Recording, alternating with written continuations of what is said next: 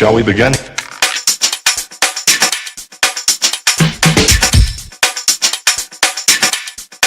Let's begin now.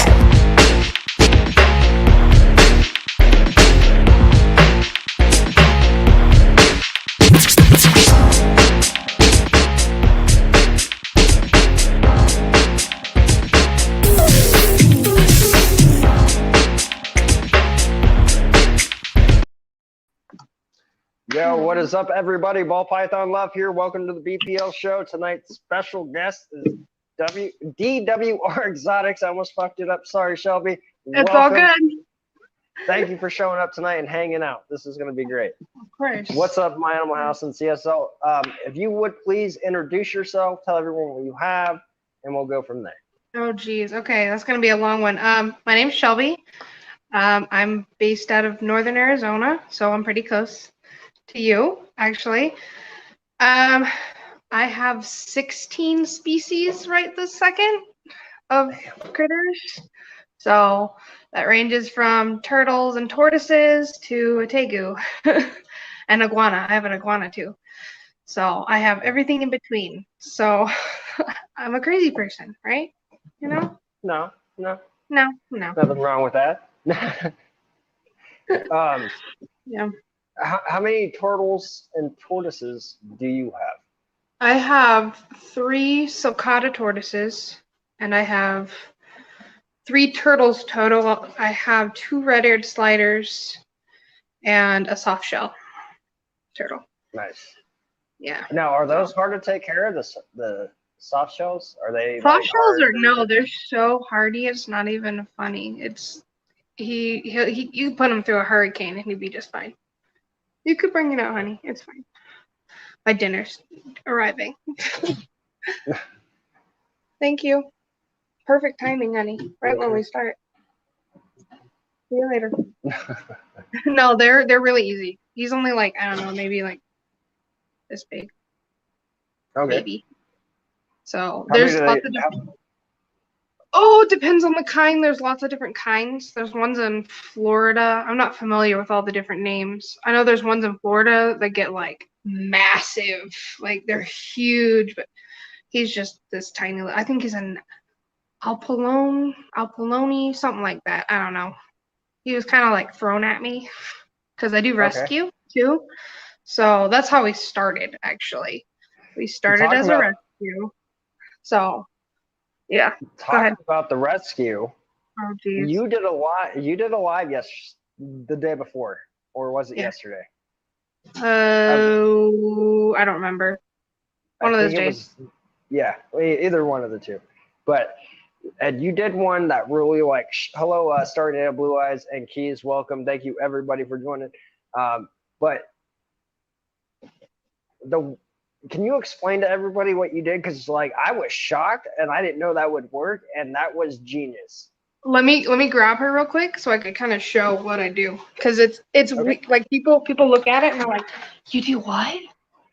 What do you do to your freaking turtle? What?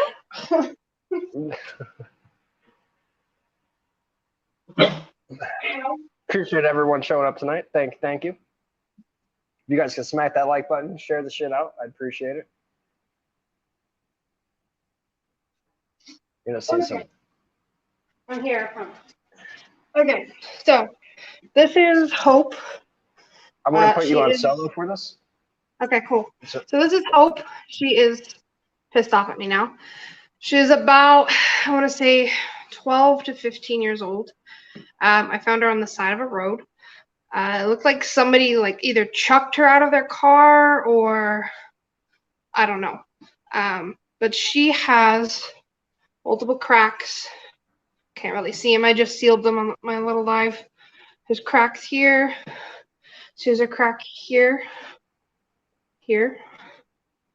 And then she actually has a gaping hole here.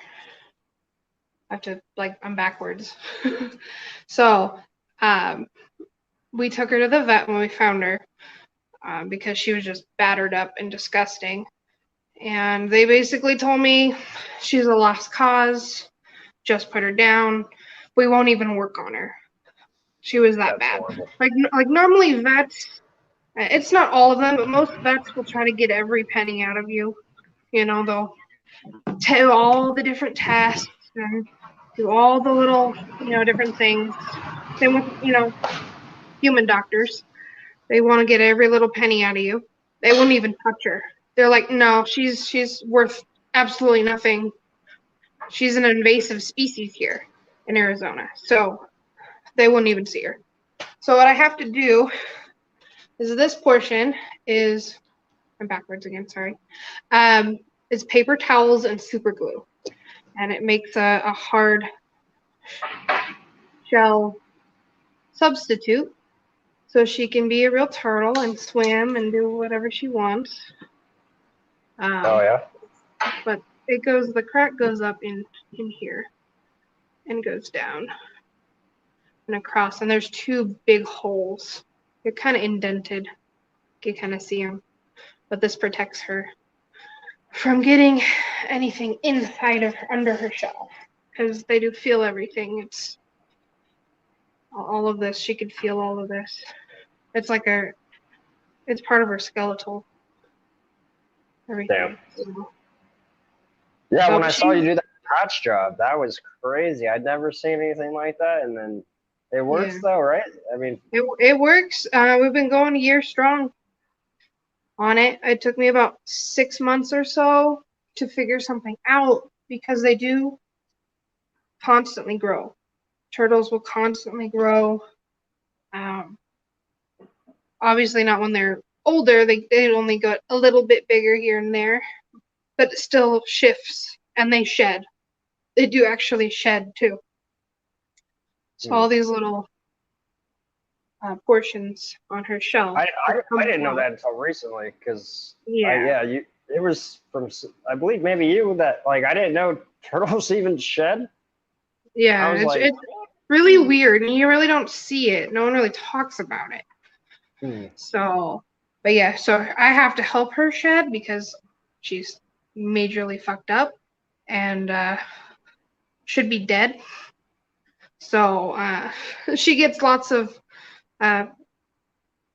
extra care because she's special, I guess, She's an angry, bitter old lady. Yeah, I mean, she's been through hell. I don't see why she would be happy. But now she should be happy, though. She found the right place. Oh yeah, she's spoiled rotten, but she still doesn't. She tolerates me now. When I first started doing her patchwork, I've got bit, scratched, torn up by this turtle because she wanted nothing to do with me at all. I got the big middle finger from this turtle. She just, screw you, is what I got. And damn. now she tolerates me, so, day by day. So that was, well, go ahead. No, go ahead. You're good. She was one of my very first rescues. So she's my only one I've found out and about on her own. Okay. Oh, thank goodness.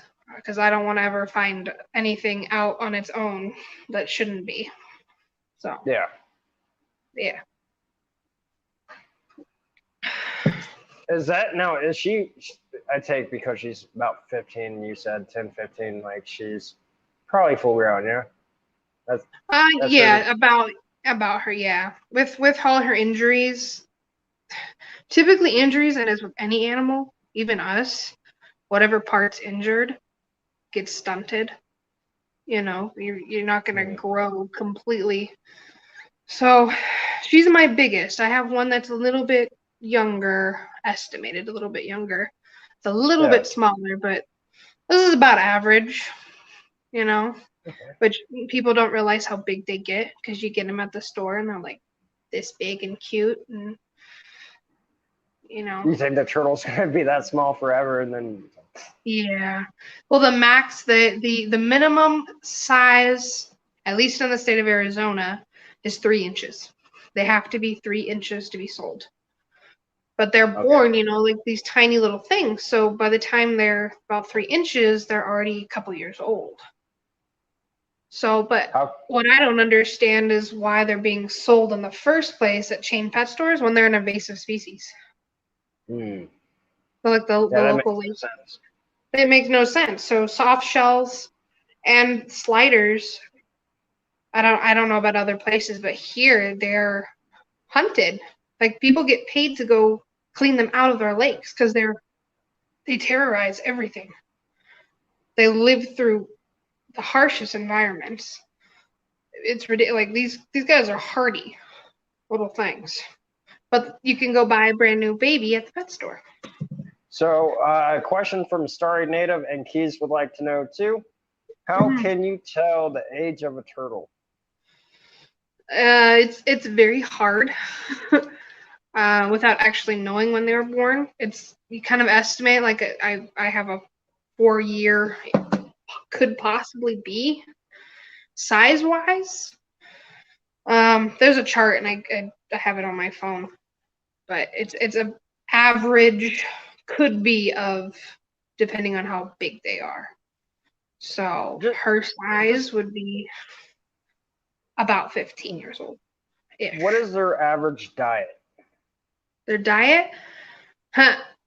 They'll eat fish, shrimp. Rodents? I have mine on a specialty turtle diet because mine are picky and they've been pets.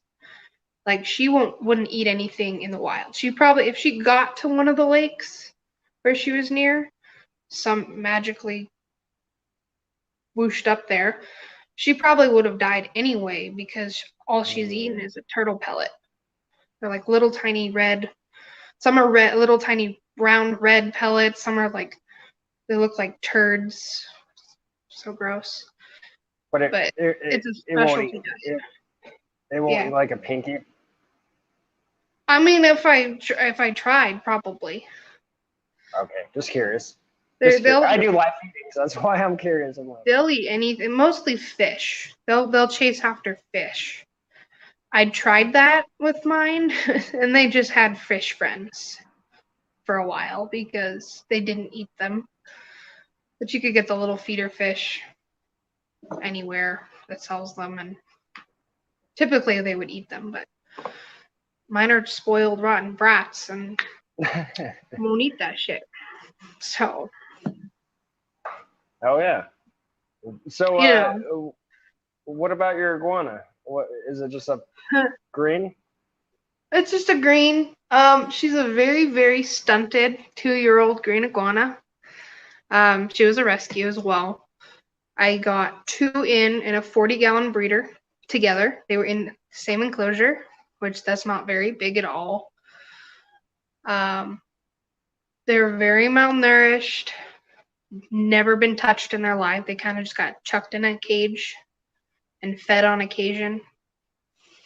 So I actually lost the male. He didn't make it through the healing process, which sucked. He was such a sweet male iguana. But Hera, and she's sitting on her little branch up here, chilling. Okay. I think she's sleeping.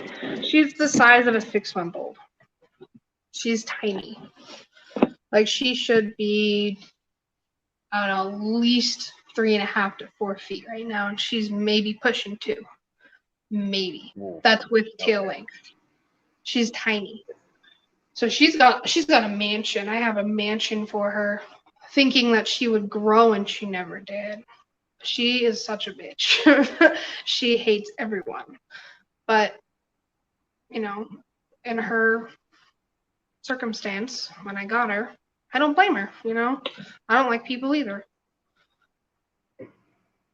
To an extent. I mean, I tolerate people. Yeah. I nothing wrong with that though. So of everything though you have right now, how many of them were actually pets you got to how many were the rescue? Oh, I gotta look. Hold on. We gotta go through the room now. Okay, we'll go by species. So out of my 4 bearded dragons, 2 of them were pets that I bought. Those are my originals. Okay. Blue tongue skink was a rescue. My crested gecko that I have now, I did buy, but I bought because he needed me. So it was kind of, I bought him, but he needed rescuing. My hognose I bought, but it was the same situation. Most of mine, besides my breeder snakes and my beardies, most of them I Okay. bought because they needed a new home because they couldn't be. The old owners just didn't want to deal with them anymore. Yeah. So, well, that's not all my snakes. I have a couple ball pythons that were surrenders. So, Are you in the morphs with the ball pythons at all? I will be breeding pied. Okay. Anything. I've been talking with someone to get a pastive visual pied male. So pastel Mojave pied male. I have a visual. I have a couple hets. I work with spiders, and then I'm gonna be working with bells too. So I have lessers and Okay. Yeah. butter coming in and Mojave. So I have a super Mojave female, Sobel, and I got spider and 2, 1 male, 1 female. nice. Yeah, I have a fire spider and a spider het pied. So we'll be making with a couple of my boys. We'll be making some bumblebees, some queen bees, stuff like that. Sweet. Just some of the more simple stuff. We're starting out simple and go from there because they'll just explode and we'll see how it goes. So I'm not. I kind of stopped pushing for my first clutch because I still haven't had one yet. But I'm more focused on my rat production. I think you might have heard me say that earlier. yeah. Yeah. I got to do that too. I was bad and I have 4. I have 4 babies. Either I've just inquired to get or they're not here yet that aren't even here yet. So I'll have 17 ball pythons by the end of that. Nice. 17? I have 14. Yeah. But I gotta get my ASFs because I can have ASFs in Arizona. Thank goodness. Yeah. So I have 2 colonies going right now. And then I do have a female rat. So I'll probably get her a male and start the rats just to cut the cost down. But I do have access to a local breeder, rodent breeder, so that's a plus. But he's kind of a jerk, and I don't like dealing with that. So I see what you're saying. I don't. Yeah, he's a interesting character. Let's just say that. Okay. So, We'll leave it at that. leave it at that. I gotta pull up the comments because I need to start reading comments. You answered Star Davis' newest one. I know she says, I know you said you rescue the animals. Do you breed? Just curious. And yes, she's breeding ball pythons. I do. I had my first clutch. It was an accidental clutch this year. Accidental? It was accidental. They got out, found each other. I came out and they were locked. Didn't think anything of it because it wasn't very long. It was maybe 10 minutes. Maybe I was gone. I was cleaning tubs. I just didn't latch. I had weird cheap tubs at the time. And come out and there they are. And I'm like, well, someone went busy while I was gone. Didn't think anything of it. Didn't see any signs. They were both surrenders. Or one was a surrender, one was a rescue.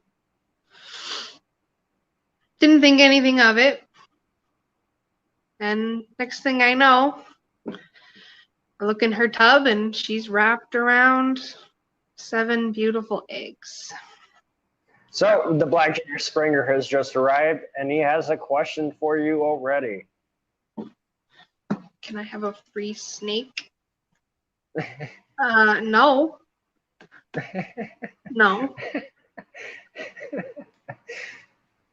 No, but that clutch was unsuccessful. We had He said 8, and that's very true though.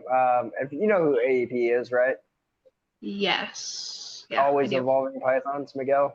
Yeah, he got a free one from Miguel. No. Because I'm honestly, I'm not there when- yet, okay? I'm not there yet. When he went, the funny thing is like Miguel asked him on his live. He's like, "Wait, you invited me up here as a guest, but don't have a ball python?" Like towards the end, he's like, "I'm sending you one," and he did. I thought that shit was cool. I was like, "Dude, that's badass." That works. No, I'm not quite there yet. Not there yet. I don't even have an egg yet. No, that clutch was unsuccessful because it was very unexpected, and we had to improvise. I had to go buy one of those crappy foam incubators at the Thanks, feed Derek. store. Yeah, for like chickens. Yeah. And then we had wildfires less than a mile from our house. Ooh. We had 4 power outages. We had one that was 15 hours long. So I had one of those mitt warmers, the pocket warmers for your coat where it's cold. I had those all lined up in my incubator in the tub, trying to keep my eggs at a decent. I didn't think any of them would have pipped. One pipped. We had 3, and they didn't do good. Lost 2 that didn't even 2 of them didn't absorb their yolk and came out. So they didn't last more than a couple hours out of their egg. That's I had one, he pipped, he shed, but he wouldn't eat. I was force feeding him. He would regurgitate everything. He wouldn't even try to, strike or anything. He just wasn't very strong. It was a little boy, so I'll actually be preserving him. I have these in my freezer because I'm a weirdo, and it's still my first clutch. But they weren't successful. So hopefully we'll have better success when we actually are expecting it. But it happens. It really does. It was a huge learning experience trying to figure that out. Just not. I wasn't prepared. I was prepared. I thought I was prepared, and I was not at all. Yeah. Like reading doesn't do anything when it comes to that kind of stuff. You have to experience it. So I was gonna. Yeah, I can't read even in anything really. I can't read it. I'm more say hands-on, I guess. Yeah, it was fun. I had a lot that just started molding on me throughout the whole process. One did it immediately. That smell is horrible. We just made do, and I didn't think any were gonna hatch, and we had the 3, and they just didn't make it. So we'll do better next time. I have an incubator we're gonna build one in the next couple of months. I have an old freezer that went out that I can get adjusted. Oh, yeah. So I'll have an actual real incubator, not one of those shitty chicken ones. Because those are garbage. They're just totally they're good for backup. Like if you need a backup and you have nothing else to go to, like we did, then those are your best option. But yeah, they're not ideal at all. I got the incubator from Sea Serpents. Okay. I've heard good stuff about that one. Yeah. No. Still no eggs in there, but yeah, I got it. Well, you have it when you do. It's not like you're not prepared for them. So if you do have, when you do have eggs, then you have an incubator to incubate them instead of finding eggs and leave you having them stay with mom for 24 hours because you have nothing to put them in. So That, yeah. Also, I mean, I also want my my rats. That's what I really want. Them to. I need to start. I don't know. I've been focused on them for the last like month and a half, and my ASFs have gone to shit lately. Complete shit. I had 4 colonies. The 2 of them were older that had great success. The 2 newer ones are babies from them. I was producing enough for my snakes. I think I had 8 ball pythons at the time. And I have a corn snake too, so he was eating off that. And I I was have feeding him 5. wonderfully. I only have 5 colonies right now. Yeah. So I have two ASF colonies. It looks like I have pregnant moms, so that's a plus. But lately they'd produce and then nothing. And typically they should be giving birth when the older babies are ready to be weaned. Typically for ASF. So it's very different than feeder rats, but typically they should be producing once a month. And I've gotten like a couple litters here, a couple litters there. By the time more babies are born, I've already fed off all the other ones because I have lots of yearlings. They So, also take longer to grow up compared to rats as well. yeah, they take a while. So, but these ones should be producing a heck of a lot more. I should be making more colonies from them, rotating them, but nothing. So I gotta go find more because I honestly only started off with 1 colony, and then I'm up to 5 now though in like 4 months. that's So good. 4 or 5 months, whatever. But I try to hold back at least like 10 to 15, and then I'll like go through each litter, pick out 3 females I truly like, and then choose a random male, and the rest, I am sorry you did not get chosen. This is where life comes to an end. Yeah. It's like, yeah, no, you've been booted off the island. Feeding time. Stink. So you got to do it. It's is what it is, So Yeah. So, gotta, are you planning on doing anything with the beardies, breeding wise, or you just want to? no, they're just here. They're chain pet store catastrophes. That's what I call them. I love them to death. They're great, but all 4 of them have some sort of deformity from by the time they got to the chain pet store. I have 3 males and a female. My female was my very first. One of her front feet had some sort of like twine or fish line or something wrapped around her front leg, and she almost lost her foot. We had like that was my first reptile. I saw her and I'm like, I need her. I don't even care if she dies. I need to take care of this animal. That's just how I am.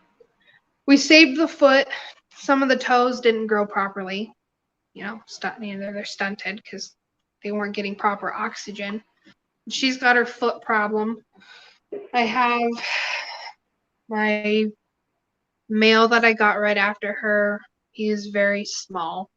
He was very picked on. He had like wounds all over him when I picked him out and got him. And then the 2 I rescued, Hades was very, very malnourished. Like they bought him for one of their kids, and he lost interest immediately. And they threw him outside. They made this makeshift enclosure and threw him outside. Now they could stand they could stand through our summers. We have hot summers here, and they're from Australia, so they're fine outside. But as soon as it gets cold, they're screwed. It gets cold here. Yeah. Because I'm up in the mountains, so I'm not down Phoenix desert. I'm high mountain desert. So it does get cold. We Same. do get snow here.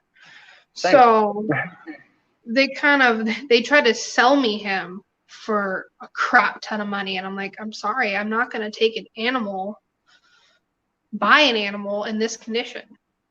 It's just not going to happen. I'm like, if you end up finding someone that's willing to take him on, great. If not, here's my phone number. I'll take him. So a couple months later, they called me up and said, nobody wanted him. You want him? I said, okay. They brought me him. I met them some weird parking lot, and they handed me him in a 10-gallon bucket. I said, here you go. And they left. Skin and bones, pitch black beard. He was pissed. He was so scared. I've had him a year and a half. I'm just now able to really handle him. That is fucked up. It's really fucked up. So his name is Hades for a reason. He's a complete asshole, hates people, but he's, living What's up, T-Balls? He's broom mating right now. So, and then my fourth one, his old owner decided to pick out his third eye. Scraped it right out of his head. So he can't see. Wait, third eye? Third eye. So most lizards it's called the third eye, and it's on the top of their head, and it sees shadows. So bird flies by in the wild, they can see it. They see the shadow. Oh, okay. So they can't, it's not like an actual eye. It's more of a sensor. No, see, when you said third eye, it just made me think of, you had the first beardie with, 3 eyes, and, he was like, no. No, it's just a sensor. It's it looks like an eye, kind of. But it's a scale. It's scale sized. If you don't know what you're looking at, then no one would have any idea. But it sees shadows, stuff like that. So, but he can't see that. I could reach above him, and he can't see me. He doesn't move at all. He just lays there like a slug. But they're like, we thought it was stuck shut, and it just kept scraping it off his head. And they just what the fuck is wrong with you people? Honestly. You have nothing better to do than hurt animals? Really? It pisses me off. It really does. It's ridiculous. Some of the shit I have to deal with. Some of the bullshit stories I get from people. It's like, come on, you could do better than that. You can make up a better story than that. It's not difficult. But he's still living, yeah? You said he was still alive? Yeah. He's a very active male dragon. He's ladies' man. He's bobs all year round and shows off, and just can't see. Doesn't have that sensor. So he's staring at me funny right now. He's like, "Are you talking about me, lady?" Dirty looks. So, but yeah, my Beardy started it all. I was not allowed to have reptiles as a kid.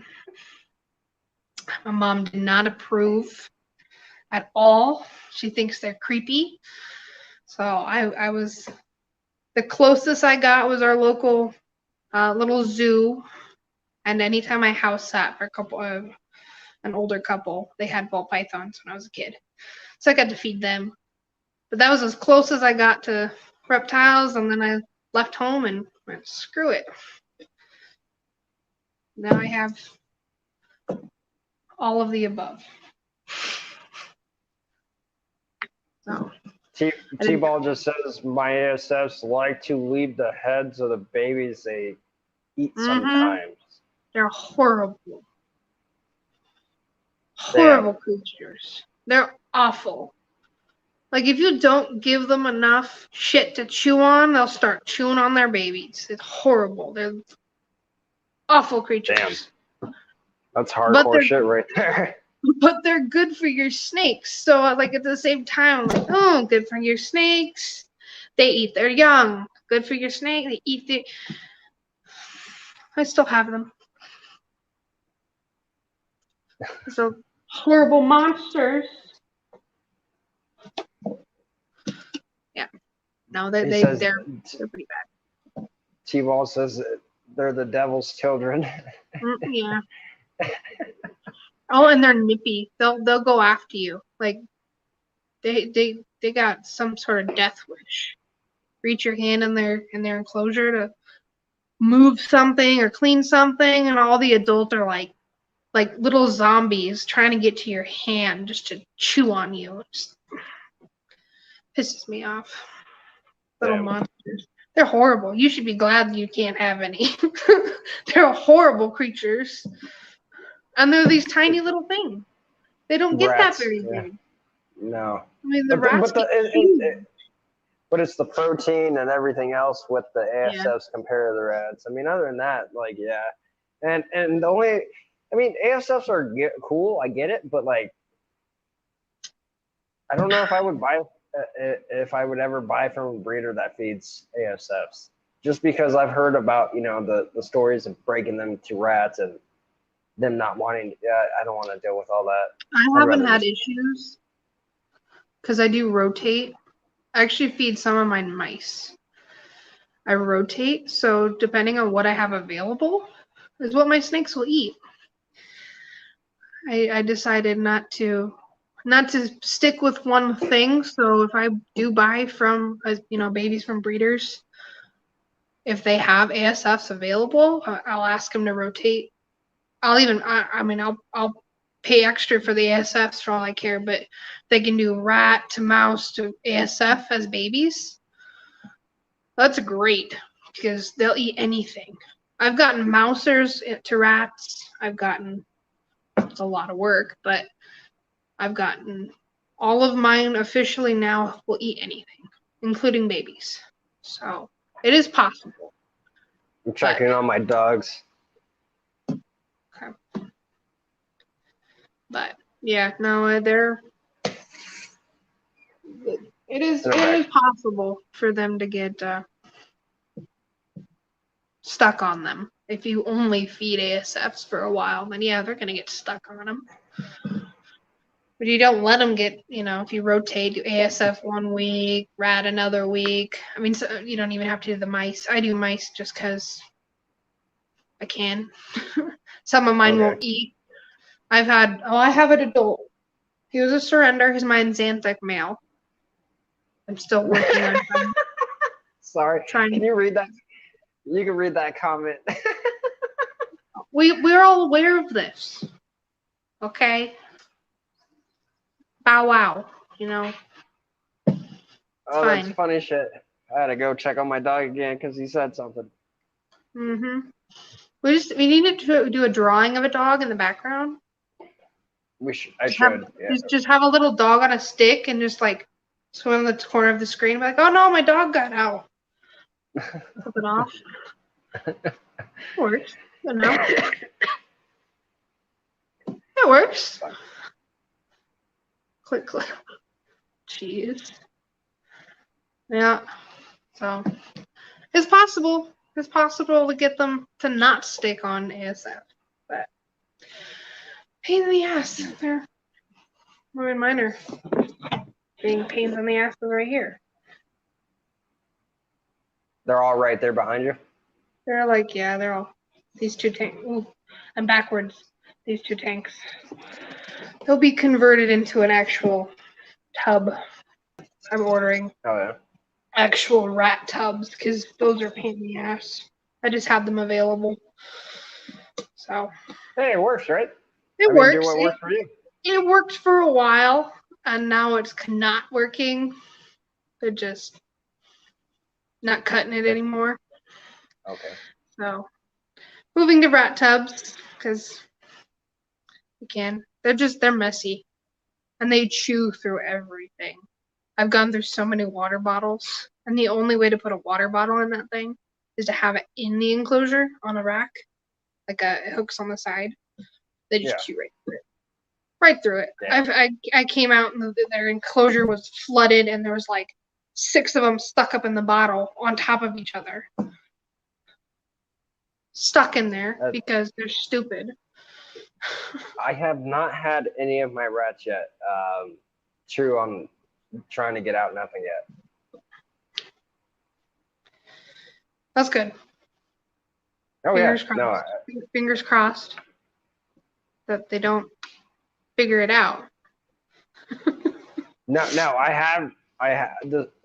have lost rats in the past for when I had the snakes in the snake room, and I also had the rats in there. And like when I would do some feeding videos, like I would leave the tub like open enough and then like I'd be like, I could have sworn there was like 10 in here, and there'd be like 5. And then like a week later, you'll see something jet by, and you're like, motherfucker. And then I got to break the hole. So I eventually just moved all the snakes in the living room now, and that's just going to be a rat room. So if they get loose in there, at least I know they're in there. But that's Yeah, for that's me, true. just leaving it open for them to get out. Yeah, I had one colony. It was full of babies too. They chewed through. It was an old mesh. It was like that thin mesh. It was an older enclosure. I didn't think they would chew through mesh, like Oh, they can. fine mesh. Oh yeah, no, they did. And the main male out of that bunch got out. All of his babies got out, followed him. Like, oh, I think I had 30 ASFs out at one point, and I'm just like, you motherfucker, I was just cussing up a fucking storm, just like, these fucking rats, I hate them, and I was like, what the fuck is going on? And they're all behind enclosures, and my snakes are just like, what the fuck is that smell? Is it feeding day? And then, yeah, I got Oh, all of yeah. them but the male, and that male somehow managed to get in my boa enclosure and got eaten, which is fine. So didn't go to waste, but Oh, yeah, I was pissed. I was so mad because I had so many babies that got out, and I had somebody coming and picking up a few, a friend of mine. I was just like, son of a bitch, these little assholes. Nothing better to do than chew out of their enclosures. Wonderful. Yeah. Great. So, what do you do for treat wise for them? Is there anything So, like? I rotate it. So right now they're on. I have them on it's a mouse rat pellet. It's about, I don't know, yay big. They're the typical. Missouri. It's an off brand, but it's Same shit, but yeah. same shit, different label. Right now they're just on. I have them on a mullet and black sunflower seed mix, and then I'll rotate it out and do. It's made for hamsters, but it's all those little, colored treats. The high Yeah. protein colored treats. They like those. I think I'm gonna do a mix of everything because they do better when they're on the treats. It's just hard to find them right now. As for me, I don't know about the ASFs. As for me, for the rats, like I'll give them like broccoli. I'll give them fruit. I'll give mine crackers. some greens sometimes. They're very picky. Technically, they should be eating that. I got a picky bunch, and they look at it and they're like, what the? Have you ever tried eggshell? I give mine boiled eggs, hard-boiled eggs with shell. I sometimes just throw the shell in there, and they're like, they'll go to town just licking the hell out of it. I'm like, okay. I'm like, yeah, no, I give mine all hard-boiled eggs, and then cut them in half, throw a couple in there with shell, so they get the protein, which they enjoy. Typically, they don't eat all the shell, but most of it gets chewed on. So they get that calcium and the protein. It's always good for them. That's an extra chewing thing. Yeah, so they're a pain. I gotta do lots of adjustments with them, especially when we get the new tubs. So I'll have to relearn the rats. So do what I do. But yeah, they're fun. They are fun. I'm gonna share this. It doesn't really sound fun when you and T-Balls are telling me that you find just the baby heads left in the enclosure. I mean, what happened to the body? I mean, I know what happened to the body. Oh, yeah. I know no, what happened. Well, yeah. It's even worse when you come out and you see this big fat mama rat and she's just chewing on her child and she looks at you and she's like, "What's up?" and keeps going. And she just keeps gnawing on it. You're just like, what the fuck? Like, why? Why would you do that? That's horrible. So there is one rat female I had, and she was the only one that ate her babies. I always give my rats like 2-3 times, right? First time I understand. First time I get it.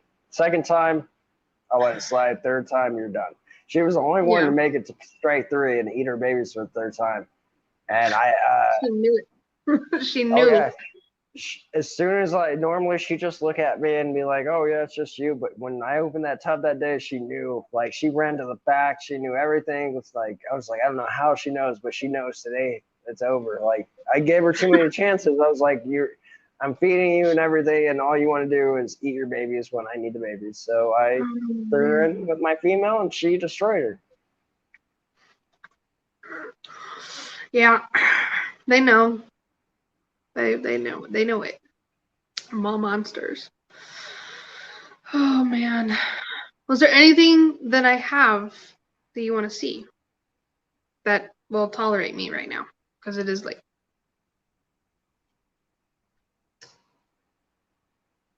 I don't even think I finished the list. You want to see a ball python? Yeah. Well, you have ball python, so it's not you want to see my python. Okay. Well, I got 2 pieds, so yeah, okay.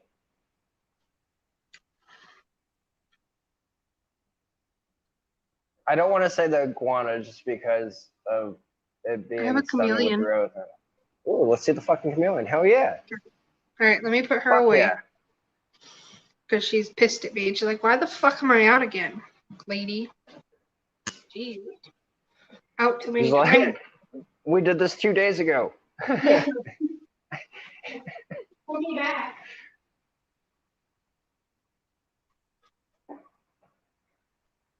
Those who are watching, I appreciate it. If you guys can smack that like button, share this shit out, I'd appreciate it.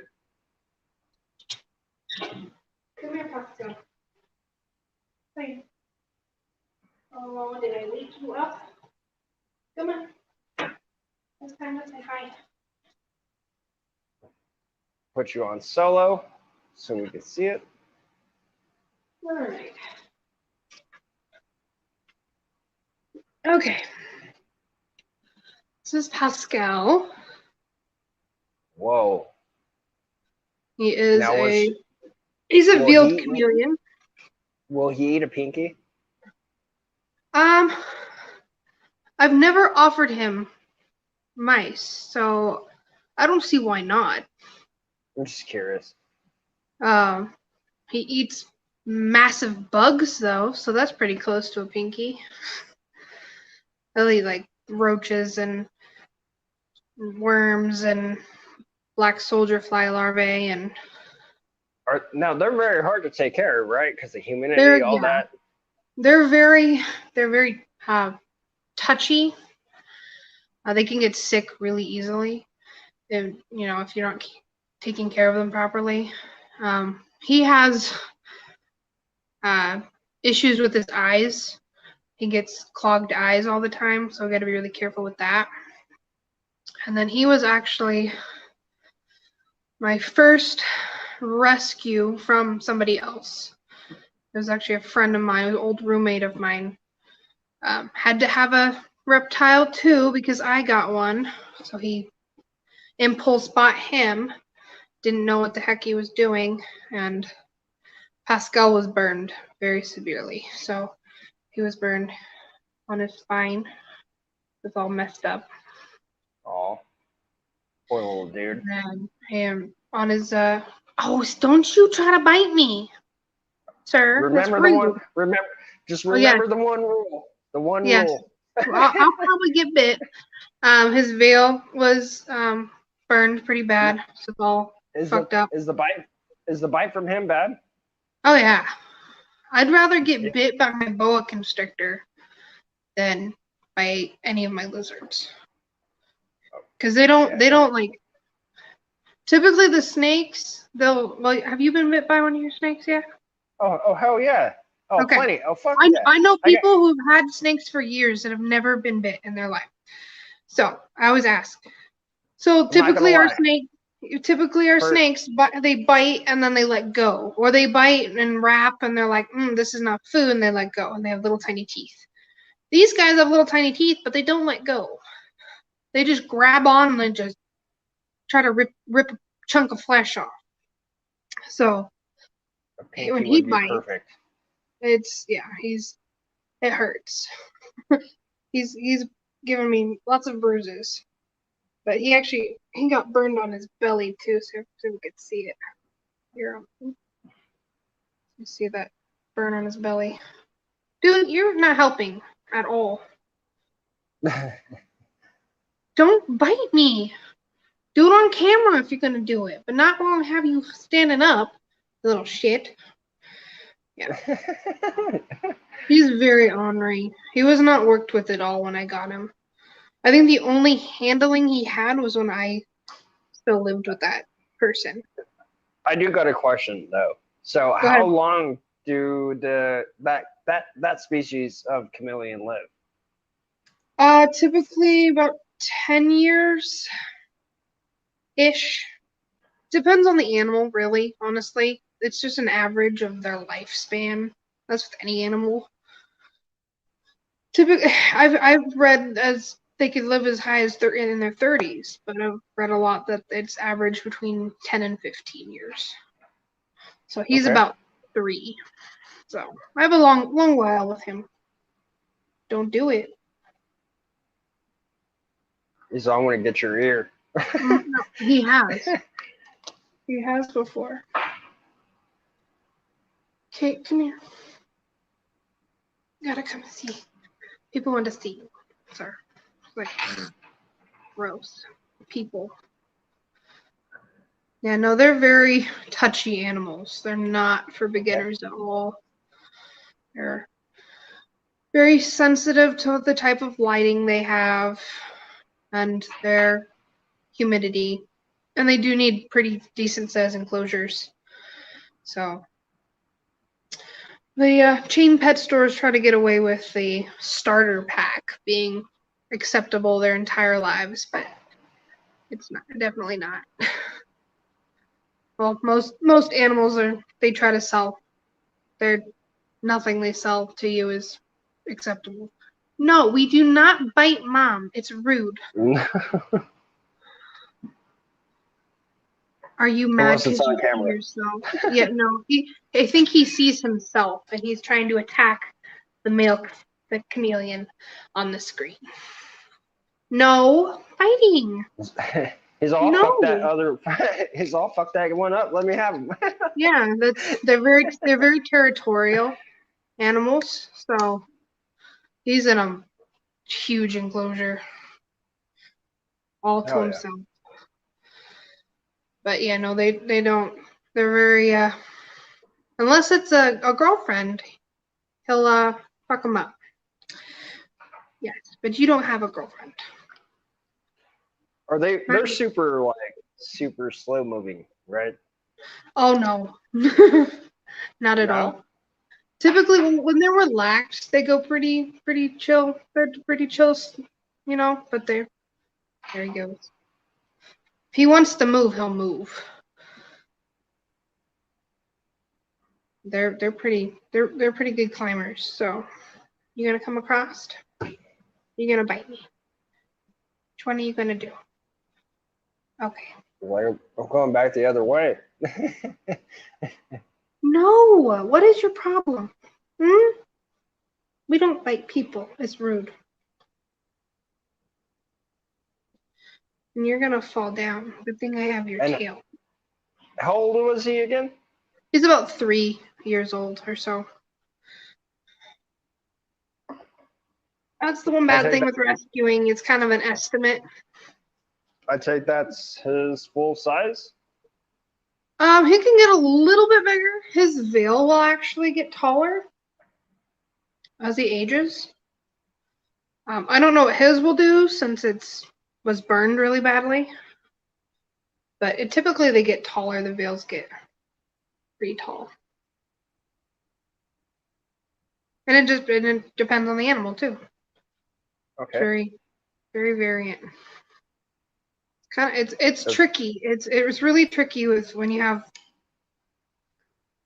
lizards are way more complicated than snakes. So complicated when it comes to their growth and their lighting and their food and their and supplements, and it's ridiculous. It really is. Like I don't suggest brand new owners to lizards at all, unless it's a gecko. But geckos See, still geckos need supplement. So daily also. yeah. If I'm gonna get you, I don't really want a lizard. I'd want more of a monitor because I don't know if chameleons do this, but I don't want it to drop its tail. Like it just looks funky. And if it doesn't grow back, then you gotta tell this lizard. I don't know. Like, No, these guys' tails don't drop because they do use them to climb. And the bearded dragons don't drop either. Beardies don't drop. Don't! God damn it! Stop but it! tegu, You little shit. Tegus do. tegu, Iguanas yep, do. yep. Leopard and crested geckos do have those.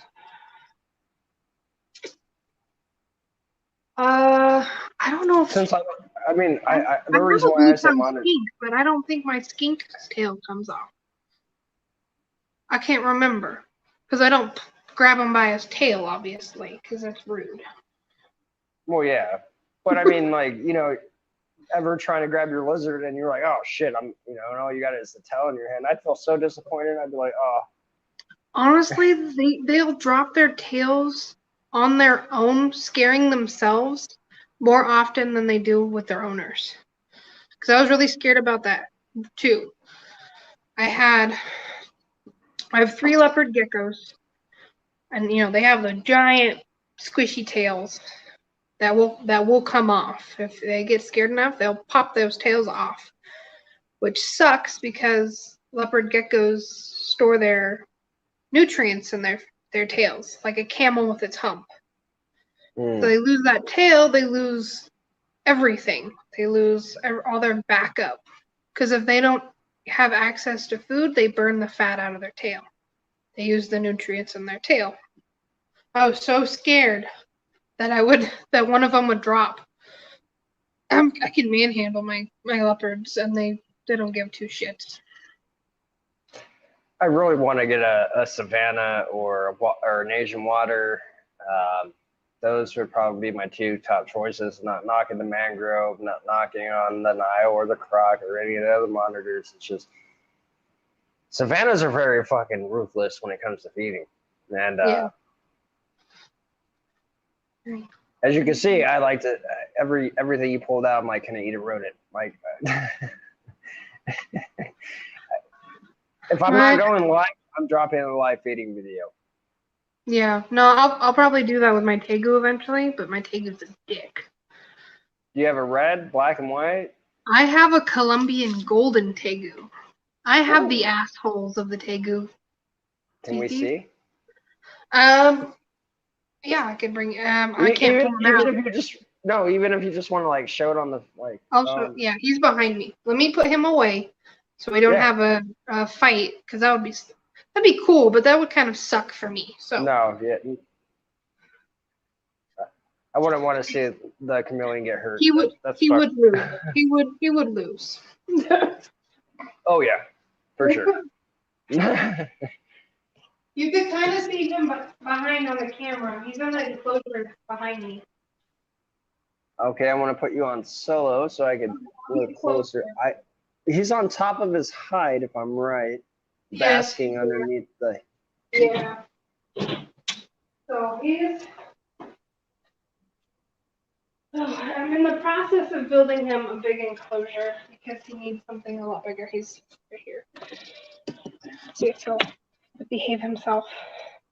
I got him from a friend of mine, actually. Kind of crappy lighting, but that's him. Midas, are you going to behave and say hi?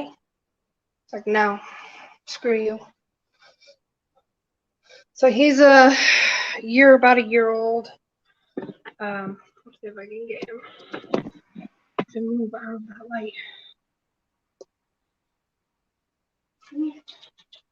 Right here. Come here. No, we're not gonna do the target training today. No. Okay. Well, that's him. He's kind of big.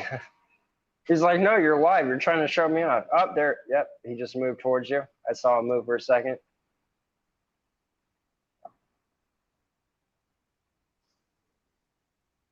He's kind of done for the night. It's bedtime for him, at least. The blue's the UAB? UVB. Or yeah. Yeah. So they didn't. A lot of people don't do that, but I don't want that risk of them having MBD. That's just nasty. That's the one really negative thing on lizards in general. Oh, my camera's all weird. Sorry. No, you're fine. Well, I'm like cut off right Yeah, here. it's Like, like, blah, blah, blah, blah. They can get MBD really easily. So Okay. it's a calcium deficiency. So it actually weaken their joints and start deforming. They'll start to cripple. It's very common in bearded dragons. You'll see all the beardies with the really fucked up spines and they're all crooked and they can't walk properly. And that's from lack of calcium. So Okay.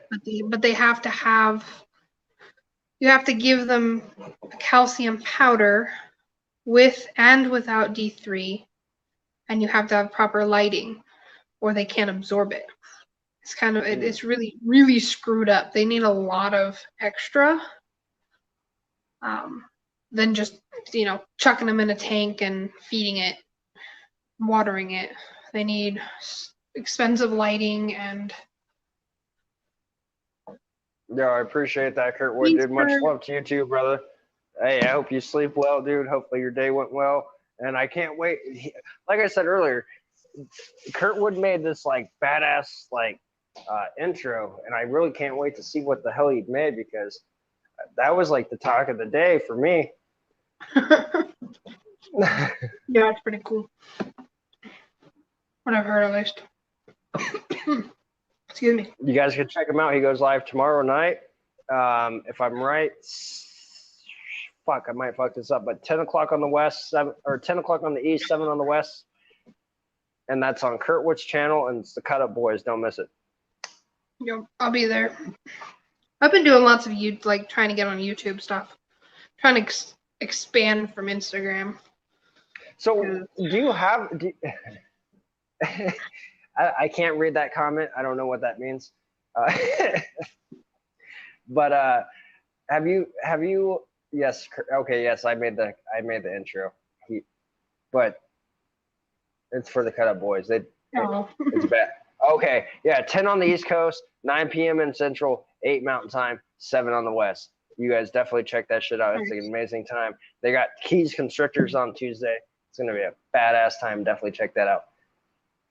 But have you thought, or do you, I believe I'm subscribed to your YouTube channel.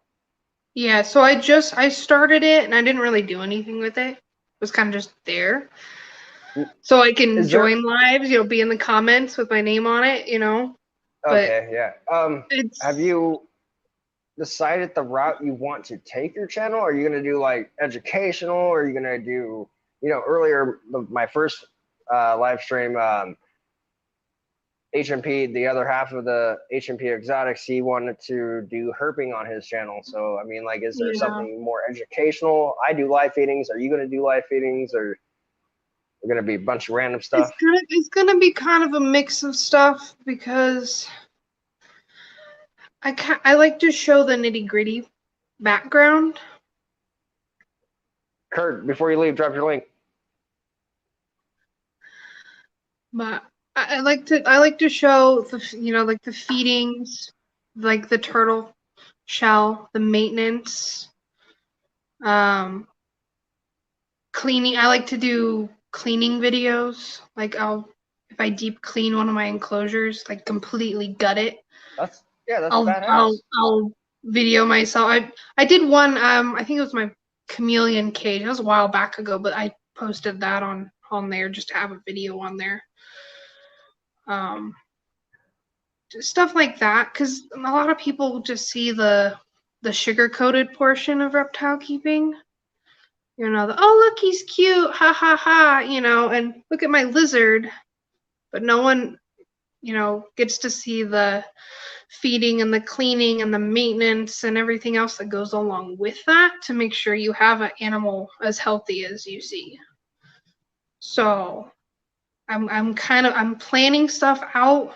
It's gonna be kind of a mix because it's not just the rescue, it's now the breeding, because the breeding kind of happened, you know. Yeah. I wasn't going to breed, I was gonna be strictly rescue.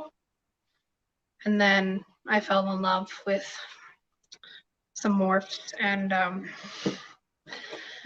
yeah. Oh, he beat me. It just happened. It just kind of went from there. So we have the rescue, and then we have the ball pythons, and then eventually I'd like to breed my boa constrictors too. I just have to find a male for my ladies. I have 2 females, so eventually we'll have some boa constrictor babies. Probably in the next, I don't know. I'm hoping within the next 5 years. So Thanks, Kurtwood. but yeah, I want to you know, do the educational stuff, because a lot of my animals are like the way they are because someone didn't learn properly. You know, they didn't do the proper research. They didn't have the proper equipment, and now I have, you know, a tiny ass iguana that I have to give supplements to that she shouldn't be taking if she was, you know, taken care of properly the first 8 months of her life. So I have to like filter myself on those too, because I can get really nasty with people about it. Yeah.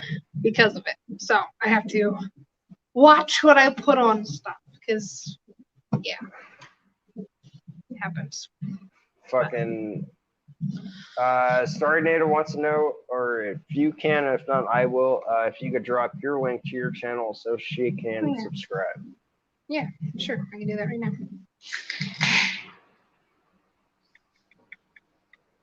So, question while you're doing that, how long do I have you for? As long as you want me. Okay. I'm not. I cleared the night. Had nothing to do anyway. It's either me talking to you or staring at the wall. So this works better for me. What about, please forgive me if I'm wrong, husband, boyfriend? Husband. What's he do? He is a pest control technician. I save things, he kills them. So that's why I do a lot of, yeah, pretty much. That's why I do a lot of like glue trap videos during the summertime. He brings home glue traps full of creatures, snakes, lizards, all of the above. I don't take out rats, obviously, but I take out reptiles. And if they're releasable, they'll be released at my property, because there's nothing that will harm them here. Most of them don't make it, but they're not dying stuck to something disgusting. I wouldn't want to die like that, you know? Yeah. You know, face glued to, it's I hate those things so much, but yeah, they're there. They're there still. He advises people not to use them, but he can't not put them out. So kind of a shitty situation either way. So it is what it is, but we try to save as many as we can. There was a few last year that made it through that I still see every once in a while. That'll have a funky scar or tail, and they're thriving, but it's cold now, so they're brumating. Okay. So Yeah. 2 questions in the chat for you, real quick. One, Okay. both from Starry Native. She says, "That's awesome. You educate people about what you do and how you take care of animals." And then she says, "Did you go to any reptile conventions?" And I know this answer. You missed this one recently just because your husband came down with COVID. Yeah. So there was one in Phoenix, Arizona this last weekend. So 2 days. So this last Saturday and yesterday. We had plans and everything. I was so pissed. We had reservations, hotel room. We were set. We've been planning for this expo.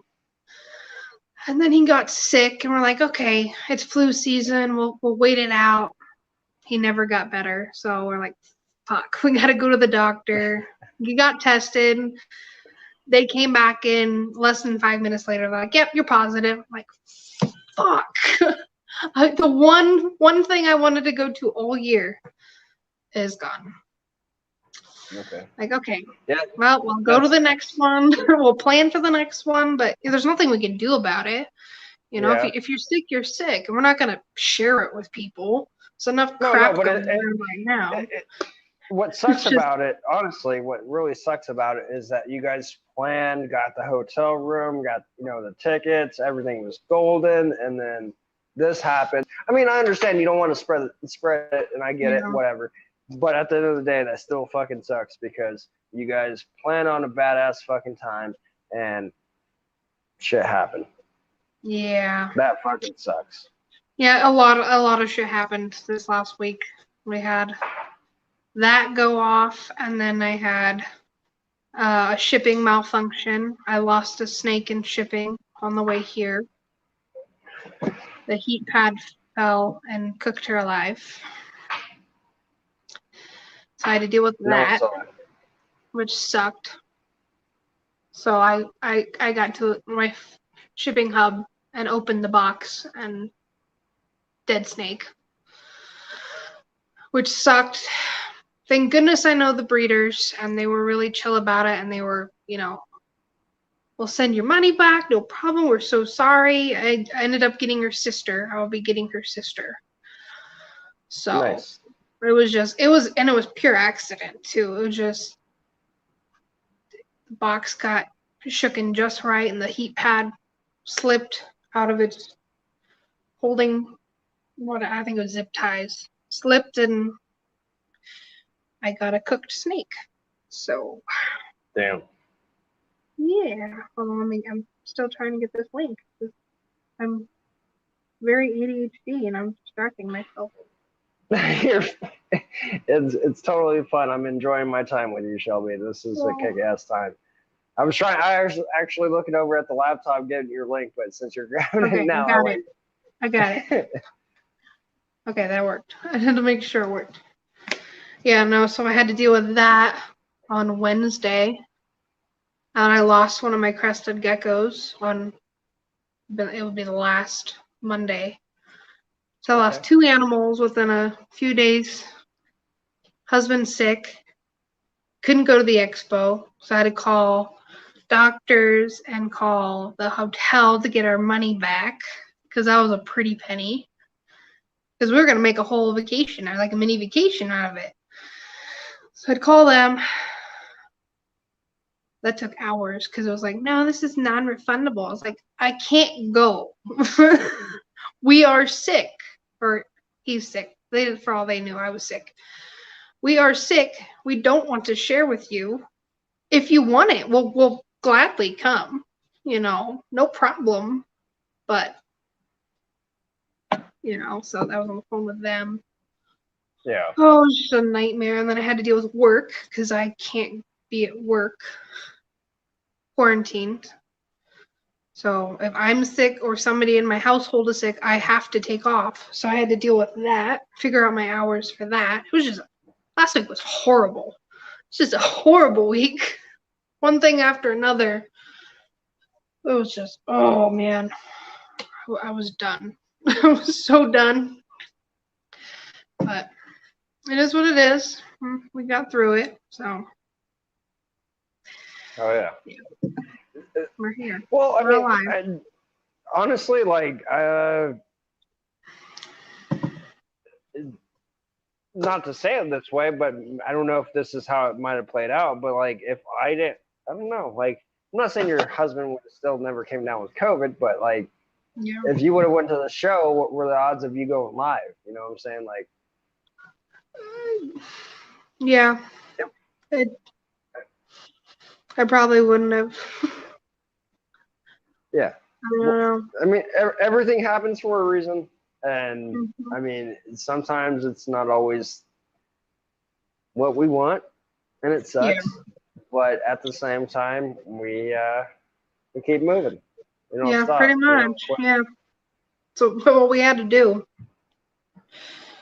It's is what it is, and there's nothing you can do about it. You just kind of roll with the punches, and we had to do that. He's still dealing with it.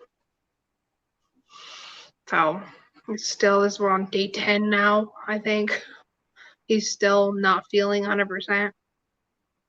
I just heard him drumming, so he's feeling somewhat better because now he's drumming now. So, That's good. but yeah, he's had no energy. Like it took him out. I, I, I don't know if I didn't have any symptoms or I had very minor symptoms because I was tired, but other than that, it's kind of normal for me anyway. I don't sleep very well in the first place, so Well, it wasn't anything new. it'd also be tiring just sitting at home the whole time. Like, Yeah. I mean, like those who are like, yes, I got work off. Like, I can't do it. it I gets need to old be after a working. while. I couldn't, like, I'm having a hell of a time. Yeah. Like, I have my animals, don't get me wrong, and I've gotten a lot of improvements done that I had planned for further dates because there's a lot to do. I've gotten a lot done and I'm kind of grateful for it, but at the same time, like, Jesus, this is fucking ridiculous. Like, who wants to sit at home like this all the time? Like, I can't do that. I need to leave the house. I need to work. Like, I enjoy my job. So that's, I mean, for some people, they don't really enjoy their jobs. I enjoy my I job. So, to be honest, I actually quit my job back for reasons. I want to say about 6 months ago, but uh, I do my side thing and all that. Like, but I don't have a actual 9 to 5 anymore or anything like that. So I've been a lot more less stressed. I've been dealing a lot more with my rats. I feel happy a lot more with my snakes. that's good. Um, I went through some negativity the last with family issues, and it kind of put a hard like shell on me for a minute, and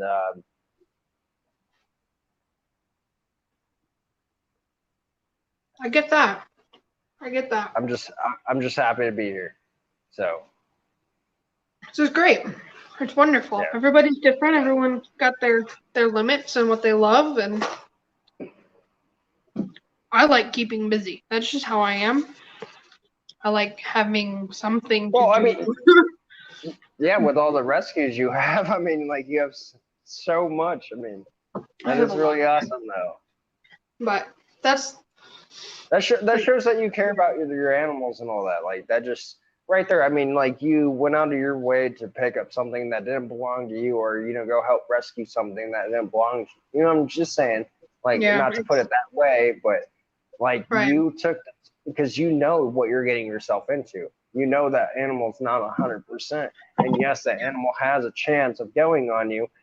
And for you to do what you do, that's Shelby. That is fucking kick ass. Like It's difficult. It really is. I hate when I see, and it sounds bad. I hate when I see other rescues go, "Oh, this is so great," blah blah blah. And they're all happy about it. If it was up to me, I don't want any more rescues. Because if I don't have any rescues coming in, people are getting the correct info. They're taking care of their animals properly, and they're not getting dumped on me.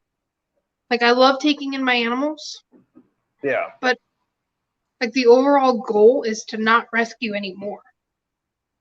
When there's no more rescues, then I know that sounds I bad, but it's it's kind of like the tough truth.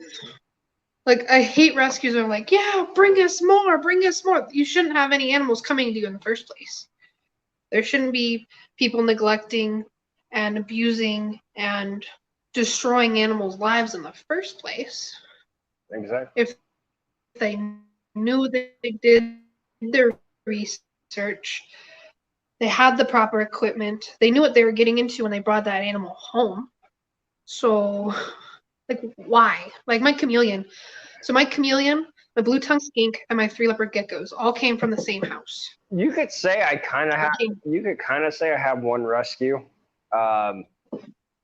So the one ball python that I have in my collection that actually came from a very horrible background is Odin. He's my cinnamon male, and when I got him, the lady was like, I want to say she charged me like $150, and I said yes because once I saw him, like he was so skinny, like me, but it's okay for humans. But like he was so like I'll pull him out right now. Like he looked horrible. Like if you go and if you ever get the chance, go and pull him out, like or see my videos before. Like I think I have. I think I've seen him on a video before. He actually he went through a lot of hell, and now like he's put on so much weight. He is a big boy. He probably weighs in around like 2,700 grams now. Oh, he's gorgeous. And he's cinnamon male, but like he had RI. He would kink up a lot. He would twist his body in like a weird way. Yeah. They do that a lot with RI. I just dealt with RI recently. It's not fun, and they start seizing and kinking, and it's horrible. It's horrible to watch it, and it comes out of nowhere. It really, if you're not paying attention to it, it's not. It comes out of. Oh, he's gained a lot of weight. He's pretty long too for a male, because I was like, no, he can't be a male. And then once he pooped for the first time and both hemipenes came out, I was like, yep, okay, he's a male. Yeah, I'm gonna grab one of my rescues. Ball pythons. I'll show you what his old owners did to him. It's pretty annoying.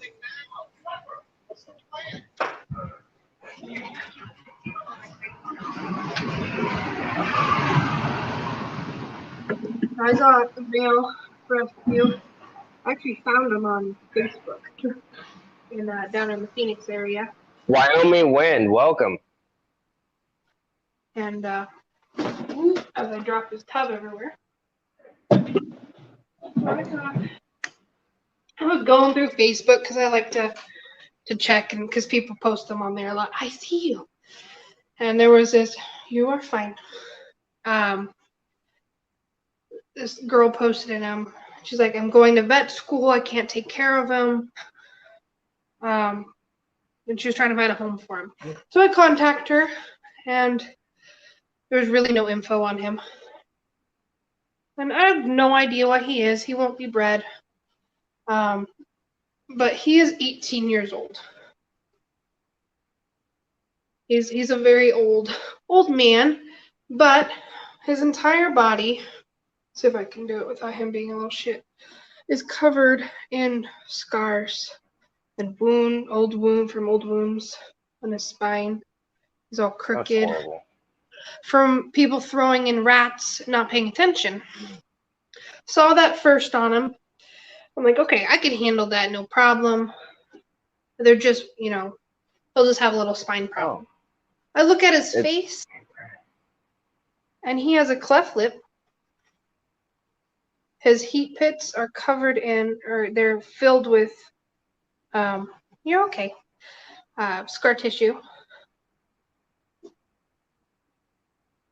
Damn. So I don't know what that's from. Then she proceeds to tell me after I get him, she's like, oh, I'm, by the way, your owner number 6. And he recently had RI. Oh, by the way, and I'm like, okay, thank God I quarantined my rescues before they get added into my collection because I'm safe with that kind of crap. Because he still had it, but it's hard with him because he has the cleft lip. He has a wheeze anyway. When he breathes, it's a wheeze every time. So I did prevention treatments like I always do. I do that with all my snakes that come in. They get quarantined until they're ready to be added to the shelf. And he ended up not having it but she had no idea because he was wheezing. She thought he had it. And he refused to eat. He was so skinny. Oh my! As soon as they were feeding Odin like one mouse every like 2 months. They were saying one mouse, not a rat, not an ASF, one mouse. Mouse. Yeah. No, I was told with him he only liked live, dark male rats. I'm like, that's a bunch of bullshit, but okay. Yeah. He decided not to eat for, I want to say, about 4 months. It got to a point where because he was skinny, got to a point where I was syringe feeding him. It was a mix of ground up pinkies and it was what was it? It's like a calorie paste. So I get his calories up, nutrients. And finally, just one day, he's like, I guess I'll eat. And he started pounding down large rats like they were nothing. Now, I haven't had issues with him since. But he's got his list, he's got his problem. And he's got his wounds all down his spine. Now he's a chunky boy, but it's like, That's good though. How? Because that's the problem is honestly, I think because of yes, he is 18, but still, I mean, 6 different owners and 18 years is quite a bit of a difference. And each owner probably kept him. No, I'm not saying they all did it, but most of them probably didn't have the right setup for it. Mm-hmm. Yeah, he was in a aquarium, a converted aquarium, with this tiny little heat pad, under 6 inches of loose substrate, so it wasn't warming it. He had this little dinky hide that he could like stick his head under, and that was it. When I picked him up. So. And yeah, it was just, it was bad. I believe it. He was bad. This is the thing I don't understand. So, like, you're saying he has bites on him, right? And I'm not saying because of you, but like the previous owners, right? Yeah. Like, I don't understand when you throw a rat in with your snake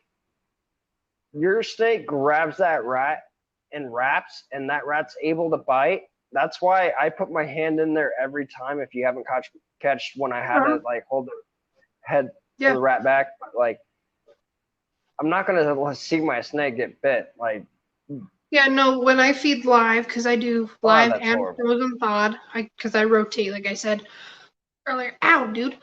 If I feed live, I will watch them until they strike and wrap.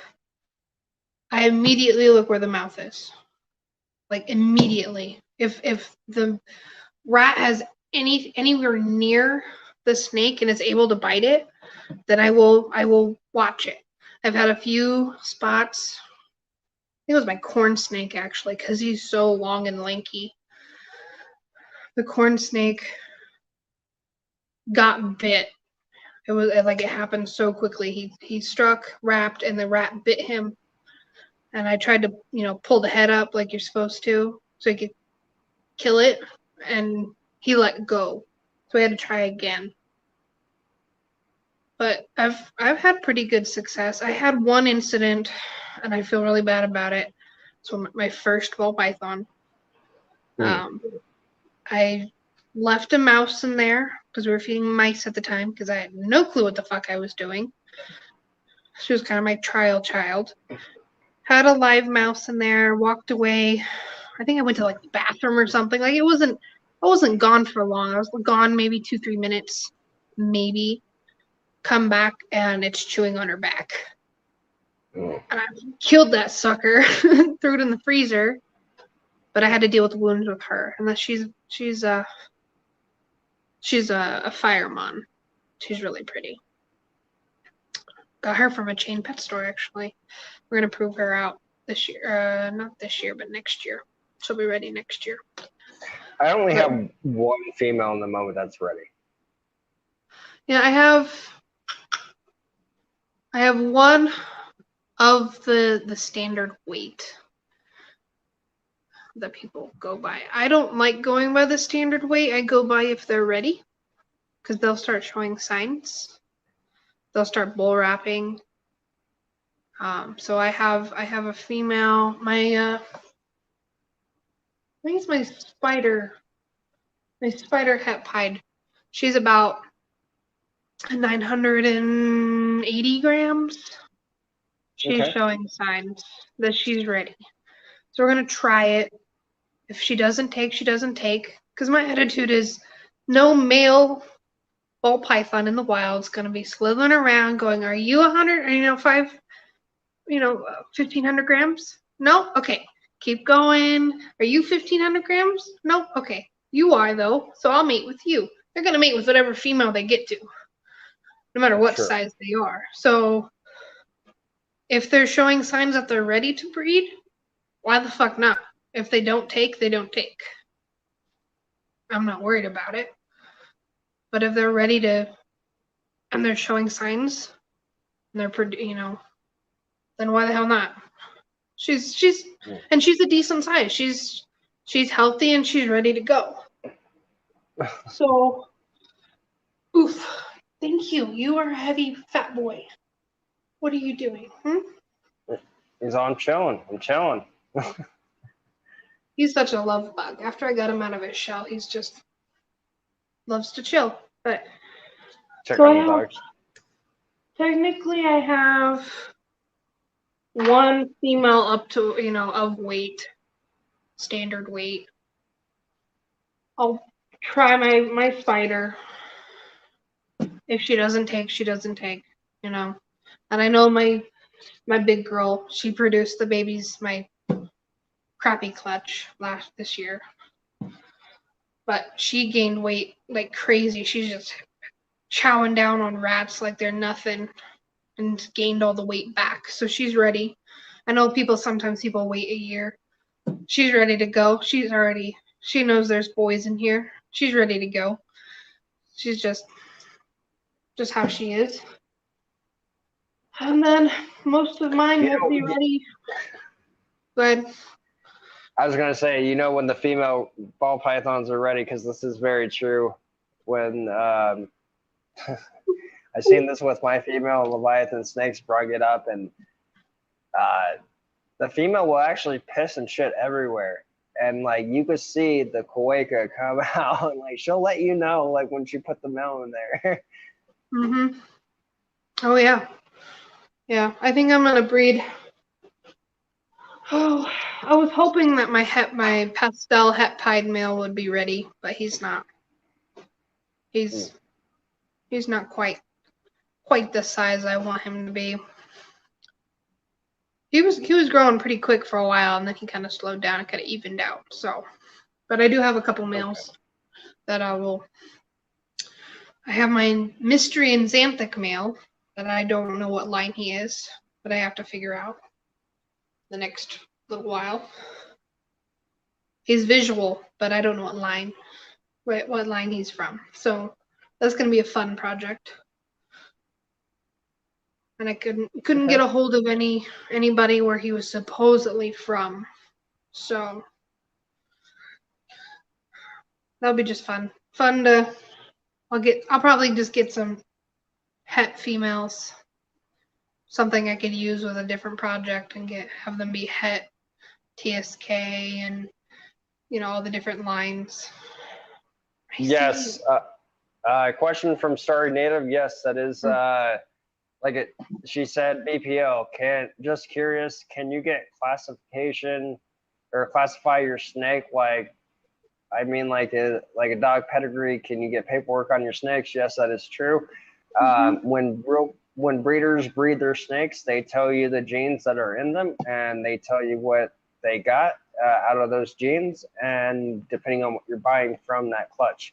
So yes, there is paperwork because I have paperwork on 1, 2, 3, 4, 5 of my snakes. The rest of them I don't have paperwork on. So those will be fun. Yeah, I have most of my yearlings are there between 3 months and a year are all papered. Husbandry, I don't know. Do you use a program to keep track of everybody? Have you gotten that far yet? The index cards. Okay. So I started using the husbandry.pro. I was told that. So It's worth just I don't it. want to pay. I just don't want to pay for it. I have enough animals where it's worth it. Because you could transfer if like say I buy a snake from you in the future and we both have that program, you could email me a transfer code and everything you put in on that snake that I bought from you transfers to my program without me having to type everything in. It's really cool. And they just came out with what they call an info sheet. So it's got the animal that you are selling, and then you can put in there with a picture, you could add a picture, and then you could put in parents. So the parents' picture and what they are, and and all the different info. And then when they ate, when they shed. And it's really cool. I will be doing that quite a bit when I start I'll definitely breeding. check it out. Because and you could do I see you. What would you like, huh? Thanks, David. You're welcome, brother. You got smurfed twice. So, but you could actually make QR codes. They'll make QR codes for your animals that you could print out, cage cards, and I could scan in the QR code and it pops that animal right up, and I could add they ate or they refused or they shed or I cleaned, and you just add everything in there as you're going, and it's all right there, and you could print out pretty much everything. So I was told about it. I just never done it. There's a free trial, so try that. There's a little free trial. So if you don't like it, you don't have to pay for it. Okay. I pay for it monthly. I think it's the breeder package because I have enough creatures. Because I can put all my animals in there, every species in there. I could add. I do it mostly for my snakes because eventually when we're producing, because you could add breeding pairs and how many babies were produced, and it will generate ID codes for you to identify everything. So later down the line, when you're breeding, what are you looking at? Because I'm trying to get my face on camera. He's like, hi. What do you see? You say it's a friendly boy. Huh? What do you see? That's what Odin does. That's why he's in the room with my wife. He'll just like go all over her and like. But it was funny. So like, this is the first time this has happened with me and him in like 9 months. It was like a week ago. I went to go grab him out. She's like, "Hey, hand me Odin." I was like, "Okay." And all I hear is this deep hiss from him once I touch him. I was like, "Really?" I still picked him up, but I was like, "Really, dude? You hissed at me?" Some of my males have been doing that lately. So a couple of my males have been doing that. I think it's the season. I was gonna say I fed him like 4 days or 3 days prior, so I didn't know if he was like, "Dude, I'm still like." It could I be really. I don't really. Like, I'm careful with them afterward, but how is us handling them any different than them climbing around in the wild? They're still getting moved around. Like when I first started, there was a lot of people that were telling me stuff. What not to do. What not to do. I had people telling me, like, when you get a snake in, don't touch it for 2 weeks. Oh my God! How am I supposed to get it out of the box? Like, So how am I going to get it out of the bag? why? What's the point of getting an animal if you're not going to handle it? Like my babies, when they get here, they're out of that box immediately, and pretty much majority of the time, I'm holding them while I'm driving home, or somebody with me is holding them. You know, warming them up, getting used to your smell, because they just had a tough shipment. Because gosh knows what they went through. Shit getting shipped across country, or even just a couple states over, because they have to transfer them weird. But I had people tell me, oh, don't touch them at least 2 weeks prior to after you put them, you get them home. I'm like, that's bullshit. That's a bunch of bullshit. And then I had people telling me, you're not allowed to, you have to have a professional snake rack. And like that, no, I don't. Like right now, my snake rack is tubs from Target on a metal rack from Walmart. And it works perfect for me. Yeah. It works wonderful. They have locking, the lids are locking. I can pull out snakes. No problem. Yep. I have heat mats all lined up. Works great for me. Nothing wrong with it. Nothing wrong with that. But I had, I was having crazy stuff happen to these people. Using lockable tubs is so much better, even if you don't have a racking system, than someone buying a glass aquarium, in my personal opinion, and putting a heat lamp on top of your ball python, which it has no reason of needing it. Yeah. I'm just saying. Oh yeah, and there's so like I want to do the educational stuff with my channel event, within the next, I'm hoping in the next 6 months, start doing stuff like that. Start once a week, and then go to twice a week, and then start doing more lives like this on my own channel. I started off with snakes in aquariums with a heat lamp. I had no idea. I wasn't part of the community. That's what the pet store was telling me. Yes, that's what the pet stores told me to do. And that was wrong, wasn't it? That's not how you do it. Yes. And, I'm wondering why my snake is not eating. But I have a heat lamp, and I have, all the decorative stuff to make it look pretty, And it was doing nothing for my animal. It was actually harming them more than they weren't thriving. Correct. So I had two ball pythons. I have my Firemon, and then I have a normal. He's a special boy though, so he's kind of just there. He lives on the rack, but he does his own thing. His very special needs. And I had them in 20-gallon long, like the tanks that are actually the tanks that my rats are in right now. The 20-gallon long, and I had a cute little hide and a little plant and the heat lamp, and I had no clue what the fuck I was doing until I got into the our reptile community. Mm. But you have to find the right people. There's a lot of toxic people that try to push their way in and take over and give out false information or half truths, and this is one key rule everybody should follow. If you get advice, even if it's from BPL, no offense, or even from Shelby, no offense. Mm-hmm. No, yeah, always get at least like a dozen others' advice on how you should take this problem. Exactly. Do not rely on one person, because one person might lead you in the wrong direction. Mm-hmm. It's a community. Ask everyone. Don't hesitate. What they're going to tell you, figure it out. No, they're not. They're going to be like, hey, have you tried this? Have you done this? Have you done that? Mm-hmm. Yeah, 100%. Because it's just like researching on the internet. You can't rely on one website. Because you can go to 17 different websites, and each of them will have a chunk of possibly the same thing, but each one has its own version. So take what you've learned from a wide variety of people or sources, and make it, do what you do, what best works for you. Because we do live in different climates. Like we live in very close climates. We do. But let's say, I'm talking to someone who lives in Florida. That's a very different climate than the dry, desert, mountain desert environment we live in to tropical Florida, or they're not complete tropics, but you know what I'm getting Or at.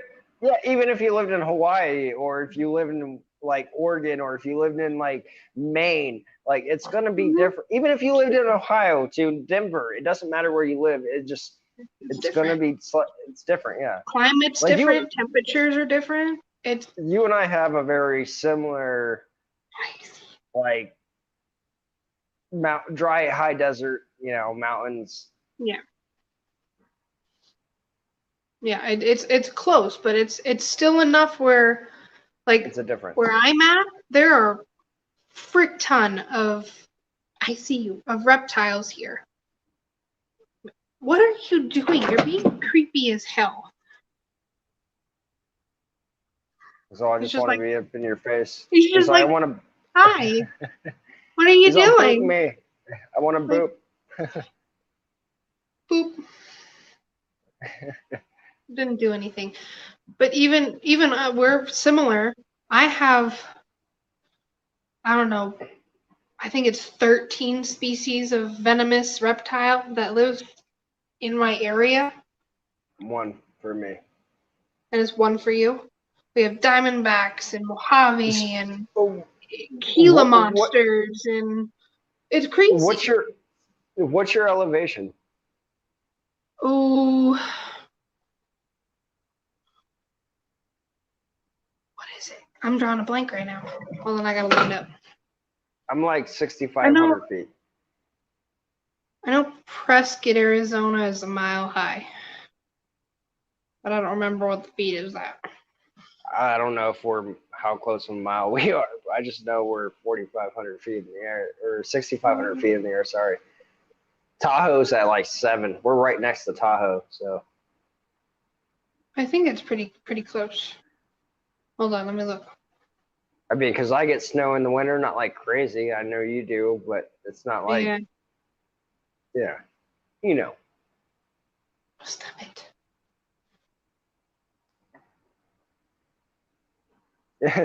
you got Brad all worked up over there. He's all, yes. Gila monsters are fun. It's about 4,500 feet. That's where we're at. Just a little under that. So, because we're kind of in a valley. It gets like, because we're about, I don't know. Do you know where Prescott, Arizona is? Or heard of Prescott? Yes. Yes. Okay. Prescott. It's Prescott. Rhymes with biscuit if you're native. So that's how we know when people aren't from here. If people come to Prescott, Arizona, not Prescott. It's a whole weird thing. But I say Prescott because it makes me think of Dak Prescott. That's sorry. Okay, that's fine. It's funny. It's become a joke.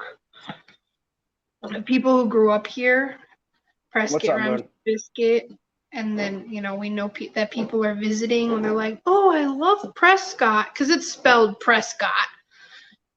It's spelled that way. So if you had no idea, but it's funny. It's a local joke. Kind of like, hello moon. Hello moon. But it's like, okay, so you know this one. I say Nevada.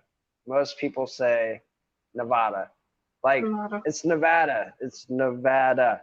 I don't know how you're getting this in the middle of it, but that needs to go. Some people I'll say Nevada, but I'm a state away, so I'm in the region. But some people will have no idea. If I don't say Nevada, people have no idea what state I'm talking about. Oh, Nevada. They're all, what the hell are you on? Like, where's Nevada? You know where Nevada is? I'm like, oh yeah, it's over by California. And you're like, same fucking place, okay? I lived in and I don't even remember it. It was when I was very, very little in Ely, Nevada. Oh shit! No fucking Mhm. way. Yeah, so Highway 50. my dad worked in the mines there when I was really little. Okay, I so don't you probably remember went it. I don't remember Ruth, it, but Ruth and I Ely. So you had Ruth, and then 5 miles away you had Ely, and 10 or 15 miles you had McGill. Yeah, no, I know. I stayed in Ely for sadly, about like 6 years. I hated it. yeah, no, my mom it was before I was even on this earth, and I think we moved back here when I was like a year and a half old. I don't remember it, but I lived in Ely, Nevada. That's all I can. It's the only I, other state I lived in. And then I grew up here, so it's kind of so like sad. anytime I say Nevada and like people are like, Dude, you don't my say it, cup. like I've heard that too though. Like if you don't say Nevada, then people are like, what are you talking about? And then you just say, hey, have you been Vegas? Oh yeah. I'm like, yep. Okay, Yeah, Nevada. Now we're it's just Vegas. That's all people think about when they think of Nevada. oh yeah, they're like Vegas. I'm It's like, no, what Vegas. about Reno? What about No like one the think Lake Tahoe? nobody thinks about Arizona anyway. It's Phoenix, Flagstaff, or Tucson, and that's it. Oh yeah. Yeah. It's like That's all the it. small towns in California. Like no one talks about like Angel Grove or anything like that. They talk about Yeah, San Fran, LA, yeah. Sacramento. Yeah. And San Diego. yeah, Yeah. It's we'll just fly by states. yeah, people just come over to this side of the area to party it up, and then they're like, I'm out. No, people come in my area to die, retire and die. A lot of people, to be honest with you, I'm not Kind gonna of say a sad. lot of people, but if we're gonna go there, there's about like 30 people a year that jump from the Silver Legacy in Reno, Nevada, from losing all their winnings. And that's a pretty long fall. So if which none of them survived, damn. Yeah. No, Prescott is a retirement city now, so it's all people from California that have money that come and buy all the big mansions here. They're not even, huge, but the price difference from California to Arizona is huge for the moment. So, It's quickly so changing. what's a brand new house costing you? I'll tell you here. Oh, it's been changing. It's really expensive here now. Typically they start at 400,000. It's about 450,000 here starting. So And it used to not be like I got a smoking deal on my house because it was like friend of a friend of a friend kind of thing. But it's becoming so expensive here because the economy is changing because people are buying houses and all the prices are going freaking ridiculous that nobody who he's just like, hey guys, would you he's a yeah, love. he just like went right up to the camera all slow. That was cool. I just saw that. Like, Yeah, are you a sweet boy? Are you a sweet boy? Yeah, boy. Lady, don't touch me. It's gotten so expensive here that none of the younger generations that grew up here are able to live here anymore. It's become sad, really. Like you can't get a cheap apartment. Like the cheapest apartment in my area is at least $1,200 a month. And then you got all the utilities, and then you got dude, come on, where's my glasses? You got all the expenses, and it's become so ridiculous that wait. I do have a question though. You said 1,200 for an apartment. So how many bedrooms?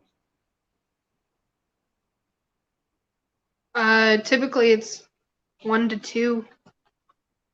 Like we I'm spending $1,938 a month in my rent for a 2 bedroom apartment.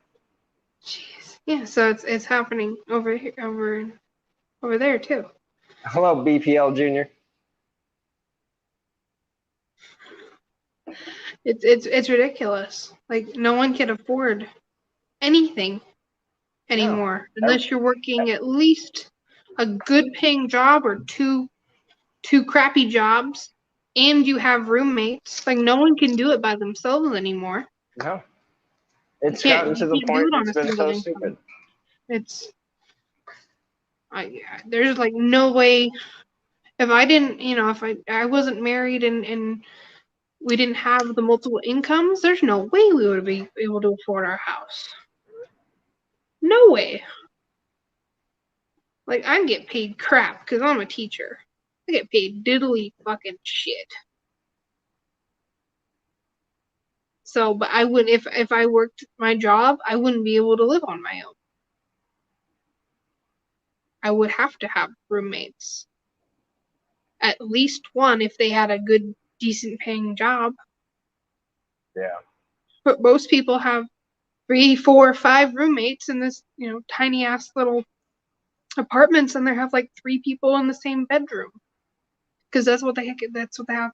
They have to afford that. It's the only way. Like it's Yeah. become so ridiculous that Yeah.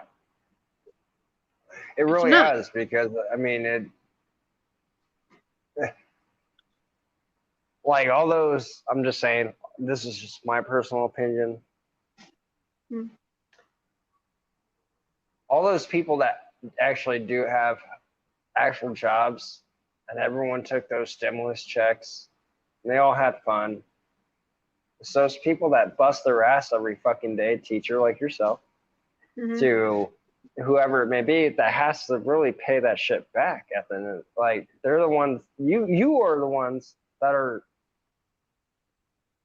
paying it back because I mean it's not free money. Let's just be real. No, everything's been the prices have been jacked up so much. Everything's being floated right now because they need all that money back. Yeah. And I didn't even like when all those stimulus stuff came out. I was dealing with the IRS like fraudulent bull crap. Someone tried to use my social security number. So I was dealing with fraudulent bullshit. So I didn't even get that. So That's stimulus. I didn't get any of it until my tax return. I had to wait a year. Damn, that sucks. That really does. So yeah, I had a big chunk, but that went on savings and it's getting slowly used because gas prices are going up, groceries are going up. Anything really. I was going to Anything. ask you how much do you pay for a gallon right now where you were at? Oh geez, I think it's last time I checked it was like $3.45 a gallon. Nice. Look though. That's good shit right there. Moon over Miami. That's good shit. You said 3 something? I think it was $3.45, but it's like slowly going up. I'm paying $4.15 right now. Jeez. Moon's paying $4.25 right now. Like that's the fucking shit I'm talking about. Like shit has gone up by a lot. We're gonna be in those price ranges in the next month. Like it's going up every day. If it goes up for you, it's gonna go up even more for me because the thing is like this is what I love Nevada. I love it. The scenery is amazing. It has a lot of ugly spots, but a lot of beautiful spots. Nevada's great. I love it. It's my home. But because of the damn casinos, I feel like they cause a lot of the prices to go up here because of that reason, especially Vegas. Yeah. Okay, so as of right now, it's at 370. That's fucking. It's still. I mean, like I said, I'm paying like $4.15. That's still insane for you and me. Like that's insane for everyone. Like except for I'm sorry, but Wyoming went $2.50 here in Casper. Like, fuck, I wish I I was paying wish. $2.50 a gallon. I Yeah. wish, because we're kind of out here in the middle of bimfrick nowhere, so we have to drive at least 30 minutes to get to between 30 and 45 minutes to get to Walmart, Costco. You know, we have a decent drive to go to some of the bigger stores. There's a local grocery store in between there and here, and the bigger in between Prescott. But even then, the prices are been jacked up so much that it's not worth it. Like it's ridiculous the way prices are lately. You know, and I'm Shit. trying to get all this, rats and snakes and and I had a lot of babies on hold that I've been paying off. Where are you going? I'm going Huh? straight up. Yep. There's nothing up there. He's like, I Did you saw give up? something. I saw it. There's nothing up there. There's not even a light above us. He's like, man, just kidding. No, it's ridiculous because I'm trying to get my breeding stock up for snakes, Okay. and prices are going. So I'm having to, mega budget because just to live is going ridiculous, and it's for everybody. It's not just obviously not just me, but it's going crazy. And people are starting to get desperate for money because they either blew their stimulus or they're just not smart with their money at all, Or yeah. or other circumstances. There's lots of different variants. But and even in my area right now, nobody wants to work. Like most fast food places near me are closing early or aren't serving stuff because nobody wants to work. Correct. I You totally know, agree. so our economy's gone to complete crap. They're trying to get all the money back that went to everybody in the last year and a half. And it's just like slowly downfalling, and there's nothing we can do about it but just do our very best, you know? Yeah. It's not like we could stop it. Wyoming Wind says his gas bill went up 20%. Hello, Unicorn. Appreciate everyone joining in. I appreciate it. But no, I mean, prices everywhere. Just like crazy. Rent's higher than ever. Gas prices are going up. I'm not going to say it's the highest I've seen it yet in Reno, but I've seen it higher here, but still, it's never. I mean, yeah, it always goes up during the holiday season. Yeah. Every year, that's just how it is. You just expect it. Around Thanksgiving and Christmas, that's just how it is. Because everyone's traveling and they can get, big bang for their buck on it. But still, it's creeping up every single day. It's never the same. Well, it's not. It doesn't even have to do with just gas or rodent feeding. Food. Mm-hmm. Bedding has gone up. Yep. I don't give so for me personally, what's up, Blue Eyes? Welcome back. I'm gonna put him away, but I'm listening. Yeah, but like even like a case of water, which we buy 40 at a time, that's still costing me like $7 for a case, or $8 for a case of water. I'm like, that's crazy. Like, yeah, every all the necessities are going up like crazy. everything is just going up in prices. It doesn't matter what it is. If you want to pull anything out, Shelby, please. Well, you said you like spiders. You want to see mine? Show your spider. I'm down to see it. It ain't gonna scare. What do you want to see? I want to see it. The spider. Ow. Just Oh, because my you said it.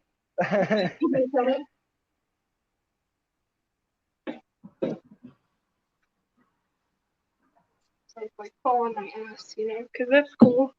Everyone wanted to see that today. Want to put you on solo? Okay. Want to see my ugly mug? Just kidding. Okay. This is my fire spider. Fire spider. Fire spider. So she's very orange.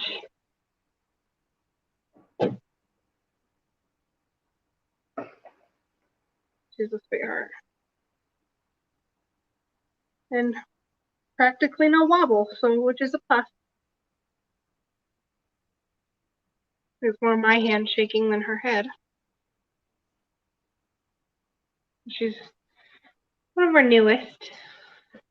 Can you say Beautiful hi? though.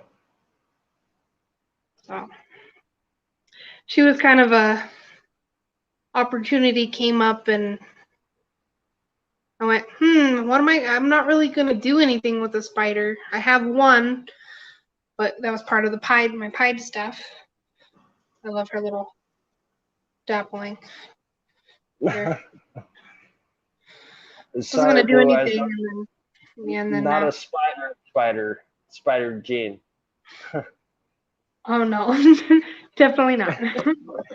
I don't have any spiders. I used to have a tarantula, but not anymore. Just a spider morph. So she's got a lot of growing to do. She already should. She's an August baby. Oh yeah. So she's got a lot of growing to do. She's a good size for being an August baby too. So. Gorgeous. Yeah. Let me see how She's like, I'm not so fond of the camera, lady. It's like, can you like get it out of my face? So. But I have a really pretty pastel lesser who's gonna go with this little lady. So we'll make some fun stuff, huh, kid? Do some fun stuff. It's like, I don't know what you're talking about, lady. He's funny. I do have a GHI. Do you have GHI? I do not gotta have it in my collection. You gotta have it. Like I was skeptical. I gotta have it, but I don't have it. Well, I'll be producing stuff with GHI in the next couple of years. So.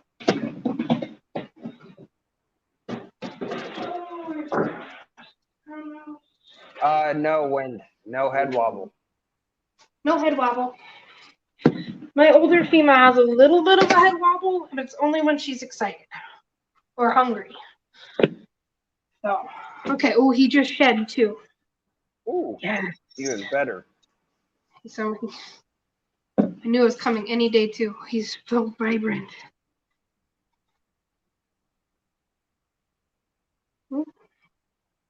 New spider video is at 8.6 views from yesterday. Congratulations, Moon. That's badass, bro. Nice. So you gotta have it. Gotta have it. GHI.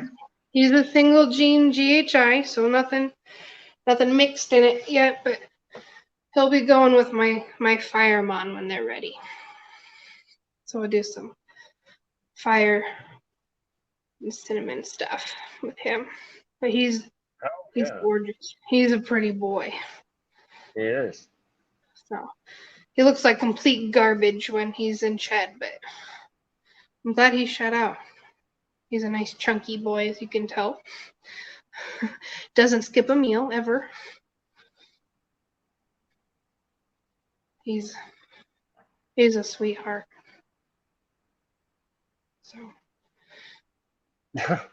Okay, I promise, BPL Junior. If I ever get a spider, I'll name it Spider-Man. I have that little one you just saw. Her name is Arachne. I think he actually means a real spider, which he knows will never happen. No spiders. Not fun, man. I love his cool. He's cool. I I had ain't gonna one. lie. I had a tarantula, but we have so many native that I could just go outside during the summertime. And just grab them outside. Yeah, you're in And just, Arizona. yeah. Yeah. During the summertime, I have like 20 plus tarantulas sitting in my front yard. Just Yeah. chilling around. You're a pretty boy. Yes, you are. You're like, lady, put me down. I don't like you anymore. You get Oh, what one else for do I have?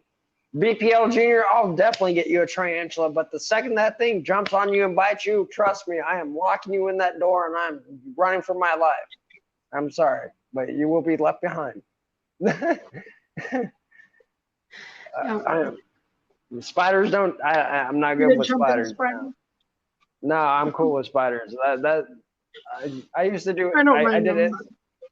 I did installation for a while, and I'd be so scared every time I saw a spider. I'd be like, "Oh shit!" And I just hang bats up quickly underneath the stuff. Yeah, no, That's funny. I'm scared of spiders. Damn, that's dirty. He's all, "You're gonna leave your kid behind?" You're damn right, Justin. I leave him behind. He wanted the spider, not me. I'd be like, "You're on your own." Yeah. No, I'll be working with him probably. That's how far Probably out. 2023 breeding season. Okay. He'll be producing babies. Hopefully. Now, how old is the female that you want to plan it to? She is 2.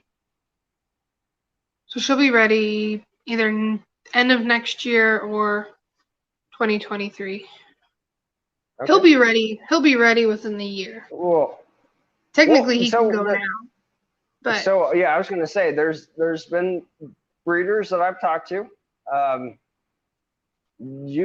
There's actually a breeder I actually bought a few snakes from that actually starts breeding his ball pythons around 600 grams, the males at least, yeah, he's and about. they're good to go. Oh, geez, what is he? Hold on. I'll pull up my program on my phone and I'll tell you. That's the one cool thing about that program. You have to hand enter everything in, but it makes it easier. Kronos, how much are you weighing right now? See, I got males ready. I only have the one female that's ready. I don't have any other female that's even close. The next one that's close is probably going to be 2023, and that's Daisy. She's just a normal, but that's fine with me. I'm happy to produce with her. Nothing wrong with the normal. No, hell no. That's where it all started. He weighed in a couple days ago at 260 grams. Hell But yeah. he was, jeez, what was he when I got him? He was only about 180 grams when I got him, I don't know, 6 months ago. Like, he's a tank. He's growing fast. He'll eat every meal you offer him. Anything, he'll take it. And he's a tank. He's chunky. You could see that. He's a chunky boy. But no, he'll be ready probably next year. I'm hoping she'll be ready next year. My fireman, Athena. I'm hoping. Because I'm going to show you one. If he lets me grab him. Oh. Remember, if you're going to bite me, dude, you got to bite me on camera. She should be ready about next year. She's about 750 grams right now. So this dude, he doesn't look very big, but he comes in at 647 grams, and he's like a year old. He's very aggressive with food, but very kind with me. If you bite me on camera. Don't bite me off camera. No, everyone would rather see me bleed. I got bit. It was a couple Sundays ago. It was live with Diabolical Pythons with Daniel.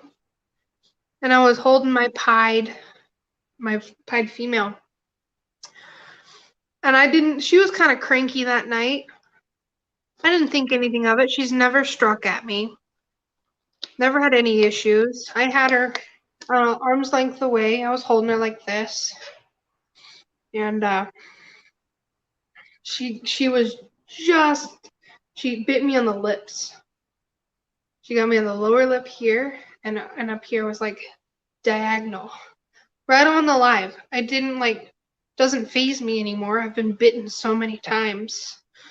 But I was holding her like this, and she just had enough reach room just to nip me, and I put her in her tub, and I look up and the camera, and I'm just trickling blood. Everyone's freaking out, and they're like, "Are you okay?" I'm like, I'm fine. Like, it didn't faze me. Everyone thought I'd freak out because that's what people typically do, is just flip the fuck out. It's not, a ball python bite's nothing. I've been stung by bees way worse. Oh yeah. No, I'd rather get bit by one of my. Out of everyone in my collection, I'd rather get bit by my ball python. Oh yeah. Than anything. Even the tortoises, their little beaks hurt like a bitch. That monitor would probably be the last one I want to be bit by in your collection. Oh yeah, my tegu. Tegu, sorry, Tegu. They're close. It's okay. They look really close. I have to wear gloves with him. He was not handled at all as a baby. The Colombian gold tegus are probably the worst tegu you can get. They probably shouldn't even be in the pet trade. They're horrible. They're just very defensive animal. Okay. So they want to fuck you up 24/7. They just want to kill you. He's my velociraptor. I call him a velociraptor because he wants to fuck you up. No matter how nice you are, how gentle you are, he wants to fuck you up 24/7.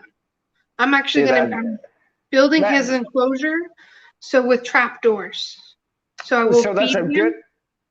No, that's a good thing, but it's a good thing, but a bad thing. It's a bad thing because it's hard for you to handle, but it's a good thing because it would make an epic live feeding video. Yeah. Oh, he would fuck it. Yeah, he would just destroy a mouse. Just like none other. I'm gonna have to actually build. I'm making blueprints right now. I'm gonna have to do almost like a tiger cage where they have a little area and they go in and they eat, and you close a hatch door so you can get into their enclosure, because they'll fuck you up. Like, he will. If he had the chance, he'd probably rip my eyeballs out if I let him. Like, he had want nothing to do with you. So I get a lot of crap. I get a lot of crap from people because the way I have to work with him. But fuck it, I don't give a shit. It's my animal. If I was near you, I'd be like, let me come over, and I'd be that jackass to be like, it's playing time, and then I'd hold him. I have to sit and I just hold him. I was hoping that would work to calm him down. Fuck that shit. Like, if you want a pet tegu, go for one of the Argentine black and whites or the reds. I don't want to tegu just because, once again, the tail drop. I mean, I don't want anything that's going to drop its tail. But the one you have, though, I mean, not very many people would say they could have the golden Colombian, right? Yeah. I don't suggest them. They're the cheapest on the market. You can get one for probably $80 easily. How big do they get? They get about 3.5 feet. They don't get as big as the Argentines, but they're very, very defensive. Okay. They're very territorial. He doesn't wants nothing to do with me. Like, he'd be a wonderful exhibit, a zoo exhibit, where he can't see anybody. He gets fed, does his own fucking thing, lives his life on his own. That's it. With the least amount of human contact possible. He'd be just fine if I didn't exist in his life. Unfortunately, I do exist in his life, and I'm the hands that feed him. But I have to wear gloves to feed him because I open that top of that enclosure, he'll come at me and try to attack Oh damn. me. So I damn. have to be very careful. I've gotten into a lot of arguments with people on the way I have to handle him because it's a lot of weird shit I have to do. I hate the people that try to tell you could only do it this way. You could only, no. It's your animal. If it works best for you, do it. If it's not harming him and it's working for you, go for it. But there's no standardized, you could only touch your tegu like this. You could only, fuck that shit. I don't have time for that. By the book, my ass. I love that shit. I don't have, Fuck that shit. I don't have time for that. Same thing with a lot of my animals. I don't have time for the standardized training, blah blah. I don't have time for that shit. And it's not working for my animals. I'm not going to keep doing it. It's just like training a dog. If you train one dog one way, you're not going to train the second dog the same exact way. It's not the same dog. Have you caught any of my live feeding videos? Yeah, I have. So you heard me say every time, got that shit? Huh? Oh, dude, don't poop on me. So when you said fuck that shit, that Thank you, sir. Pooping on me. Wonderful. Great. Thank you. On camera, too. I said you get bit on camera. I didn't. Well, I just got shit on camera, so thank you, sir. I just cleaned your enclosure, too, and you just made a giant fucking mess. Thank you, Kronos. You're a wonderful snake. Oh, well. I'd rather get pooped on by him than a bearded dragon. Way worse. Bearded dragon shit smells so bad that you want to wear a hazmat suit. I made a meme on my page, on my Instagram page, of someone getting in a hazmat suit when your beardies decide to all poop at the same time because it's so fucking bad. Like, it makes me gag. Fresh beardy poop is horrible. It's not fun to work with at all. Well, poop isn't fun as it is, but yeah. No,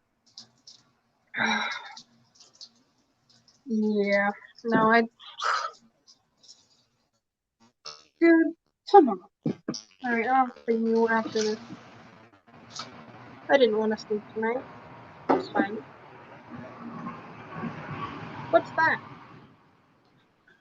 Oh, what other snakes would be cool to pull out that aren't gonna be pissed off at me?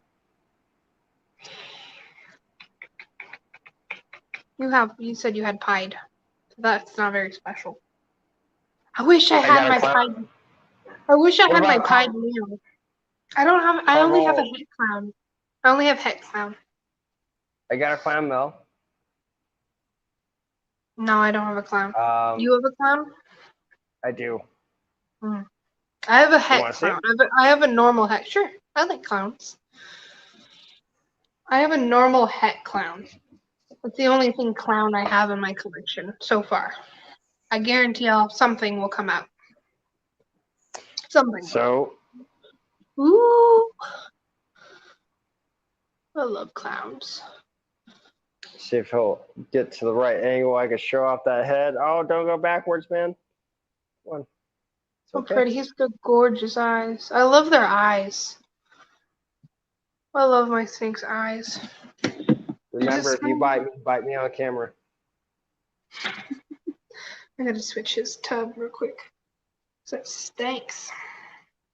Stay right there, kid. Ugh. He's pretty. Yummy. He's very pretty, yeah. I when I started getting into ball pythons, I at first it was strictly pets. I just had pets. I wasn't gonna do anything with them. I just thought they were gorgeous no matter what. My first one, like I said, was my Firemon female, Athena. Had no idea what the fuck her morph was when I got her. I got her at a chain pet store, believe it or not. Oh yeah. And I thought she was beautiful. That's why we got her. She was super sweet. The birthday present. Dude, there you go. You gotta go back in your tub. So I'm gonna ask you again. Yeah. How long do I got you for? However long you want. Okay. No, well then we'll keep going. Okay. I'm enjoying the interview. It's fun, Shelby. Yeah, since I'm quarantined, I don't have work tomorrow, so which is wonderful, but shitty at the same time. So I think tomorrow's my last day. But then Thanksgiving shows up, so I don't have to go back to work till Monday. A week. I still have a week. It's wonderful.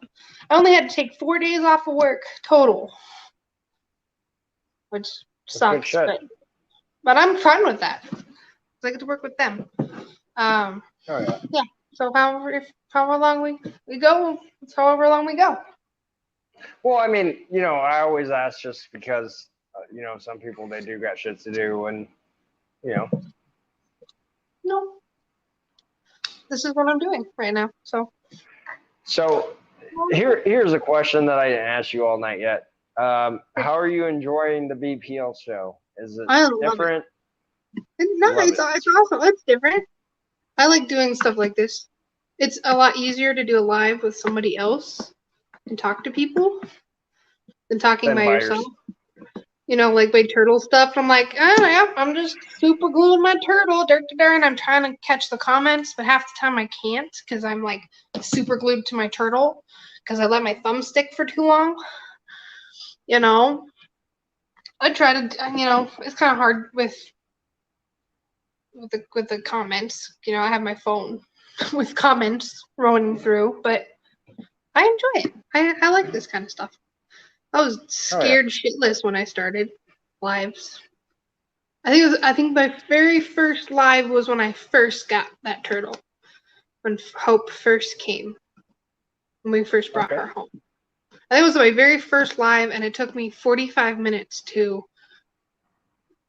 click the go button for Instagram, start the live. I just sat there and I'm like, I can't do this. Why can't I do this? And I was just like constantly going through my head like, why am I so scared of this live shit? And then after that I was like, this is not so bad. But yeah, I'm enjoying it. Nice. Good. So odds of you being a guest again? Whenever you want me. Hell yeah. I'm good with that.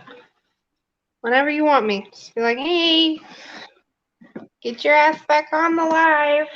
It's time to go again. I'll be here. Okay. Ooh, what do we want to see? You want to see my pie? She's not very special, but she's pretty. Okay. What kind of pie? Is it just a normal pie? She's just a normal pie. Well, supposedly. I think she's more, but I never got a full answer. I got her from a very big breeder in Michigan. You probably know who it is. Very big breeder. Brian Barchett, if I'm right. So when I got her info, I was told that she was some off-the-wall pairing that would never ever have a pie. I'm gonna get all flustered thinking about it. The pairing that they gave me with her, because she was a present. My husband actually got her for me. So I wouldn't have probably never have gotten her. It was up to me. Okay, so question on the pies. Do you like more of a high white or more of a low white? I like high whites, which is why I'll be working with spides and stuff like that because they're very high white. She's kind of in between. She's kind of considered a medium. So she's got quite a bit of white towards her head. Okay. Or it's her tail. Sorry, I was backwards. So Um, she's kind of a medium white. I like the high whites personally, but that's what I kind of chose to work with. so, high whites. could you do me a favor right now? Yeah, Could you redrop your link? Wyoming Win, that's Brad. He would like to subscribe to your channel. sure. I'll do that right now. I think I saved it. That's Yeah, I did. beautiful, beautiful pod. Yeah, so she came over from, I think it's Shelby, Michigan. That's cool. And but the pairing they gave me, there was no possible way a pied would have come out of that pairing at all. It was like het pied and a normal. I was like, that doesn't work like that. They never got back to me. But she's she's actually darkening as she's aging. But she was very, very bright when I got her. She's darkening now and kind of turning into the normal coloration. But she was as vibrant as my pastel male for a long while. Okay. But as she ages, it's slowly going. She's looking more and more like a normal pied, which is fine. That's what we bought her as. And so, I'm waiting to hear back. I have a visual pied pastive male. I'm waiting to hear back from to get him. So I'll have 2 visuals. Nice. She's very shy though. She's very shy. Both pieds I have, they're actually from the same clutch. Oh, okay. I know somebody who has her sister. I think it's Kent. What is his? I don't even remember what his stuff is. He has her sister. I don't remember. But yeah, she's just very, very shy.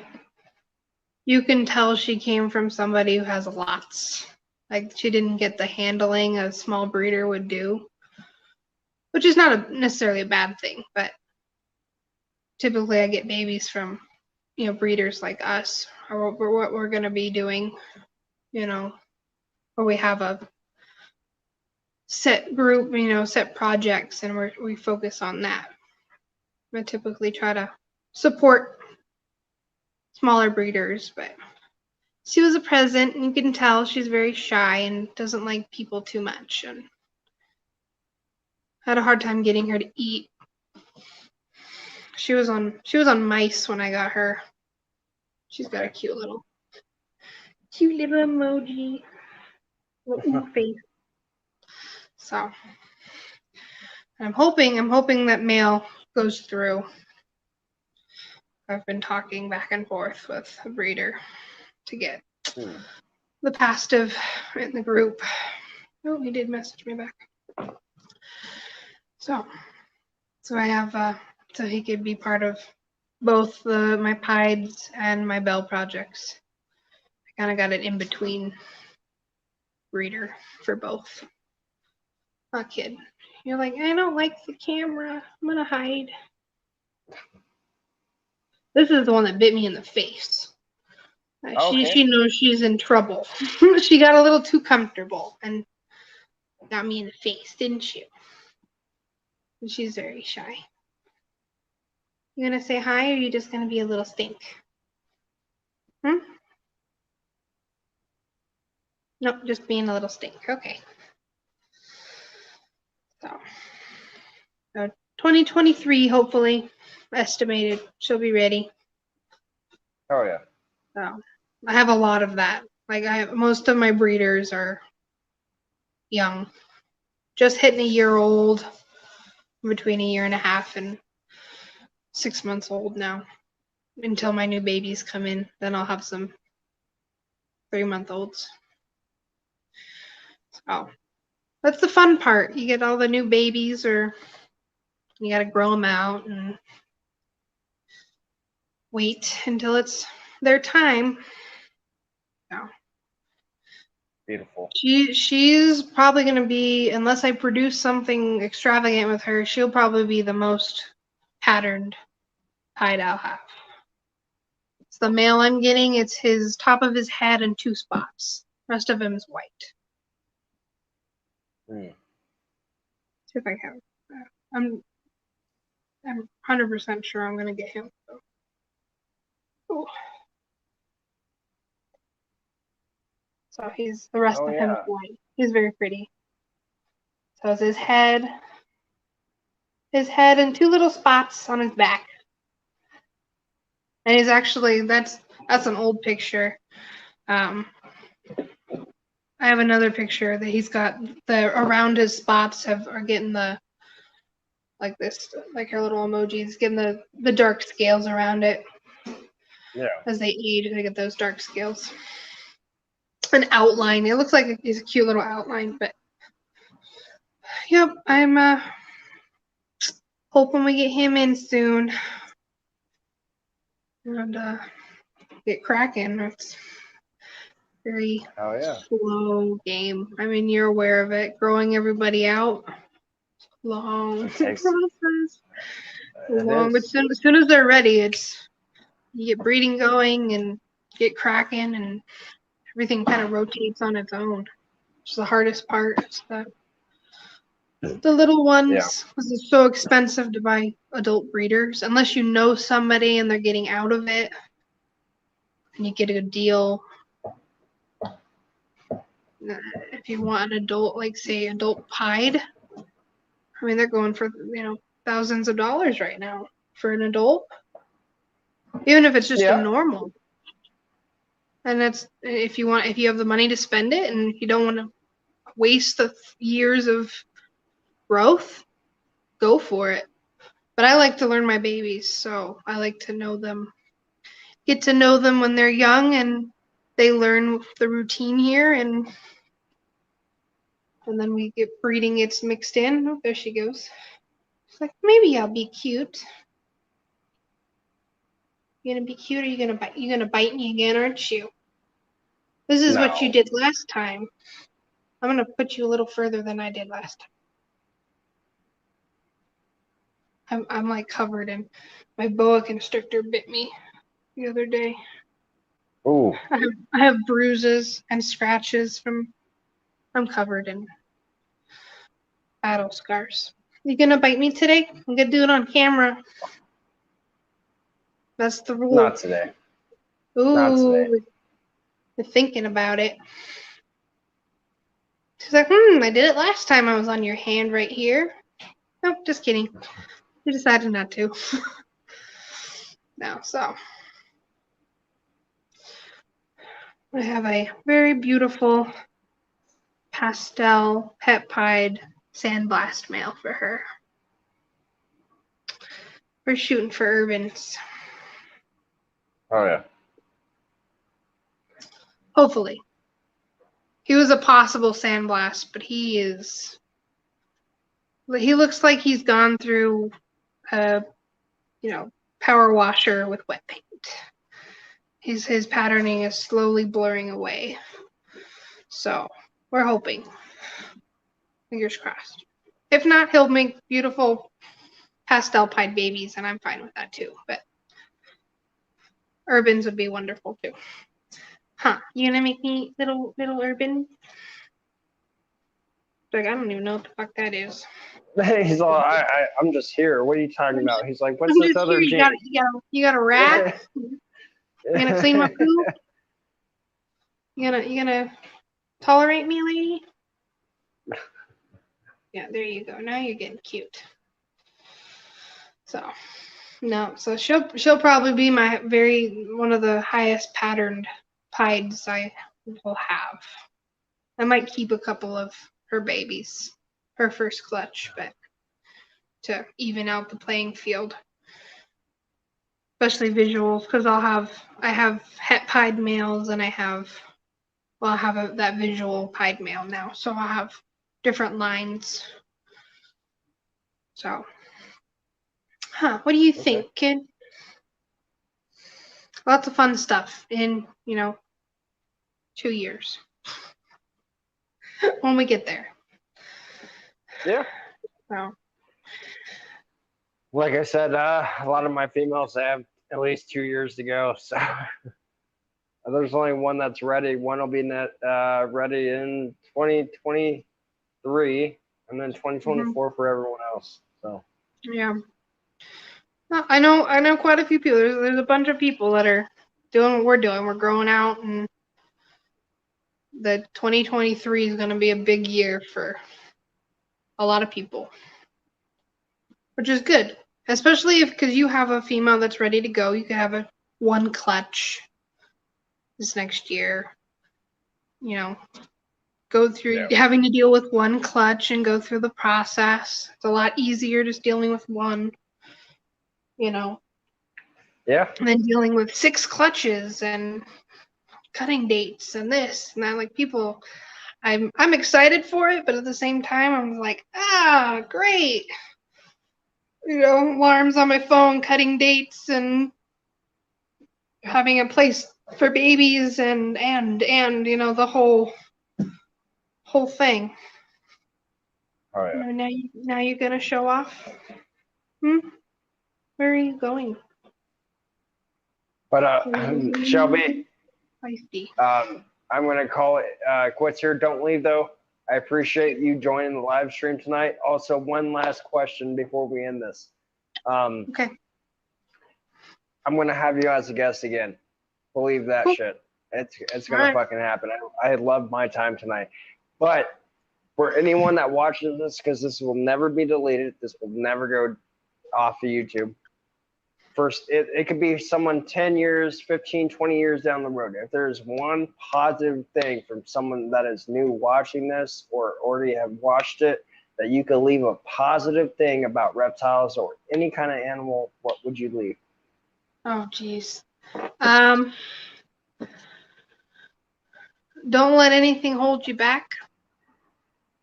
You know, learn before you take on, but don't let it hold you back. There's always, you know, if there's a will, there's a way. You know, yeah, that's keep pushing. Oh yeah. Don't stop. Don't quit.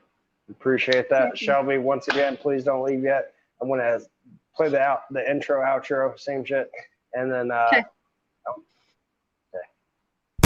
Shall we begin?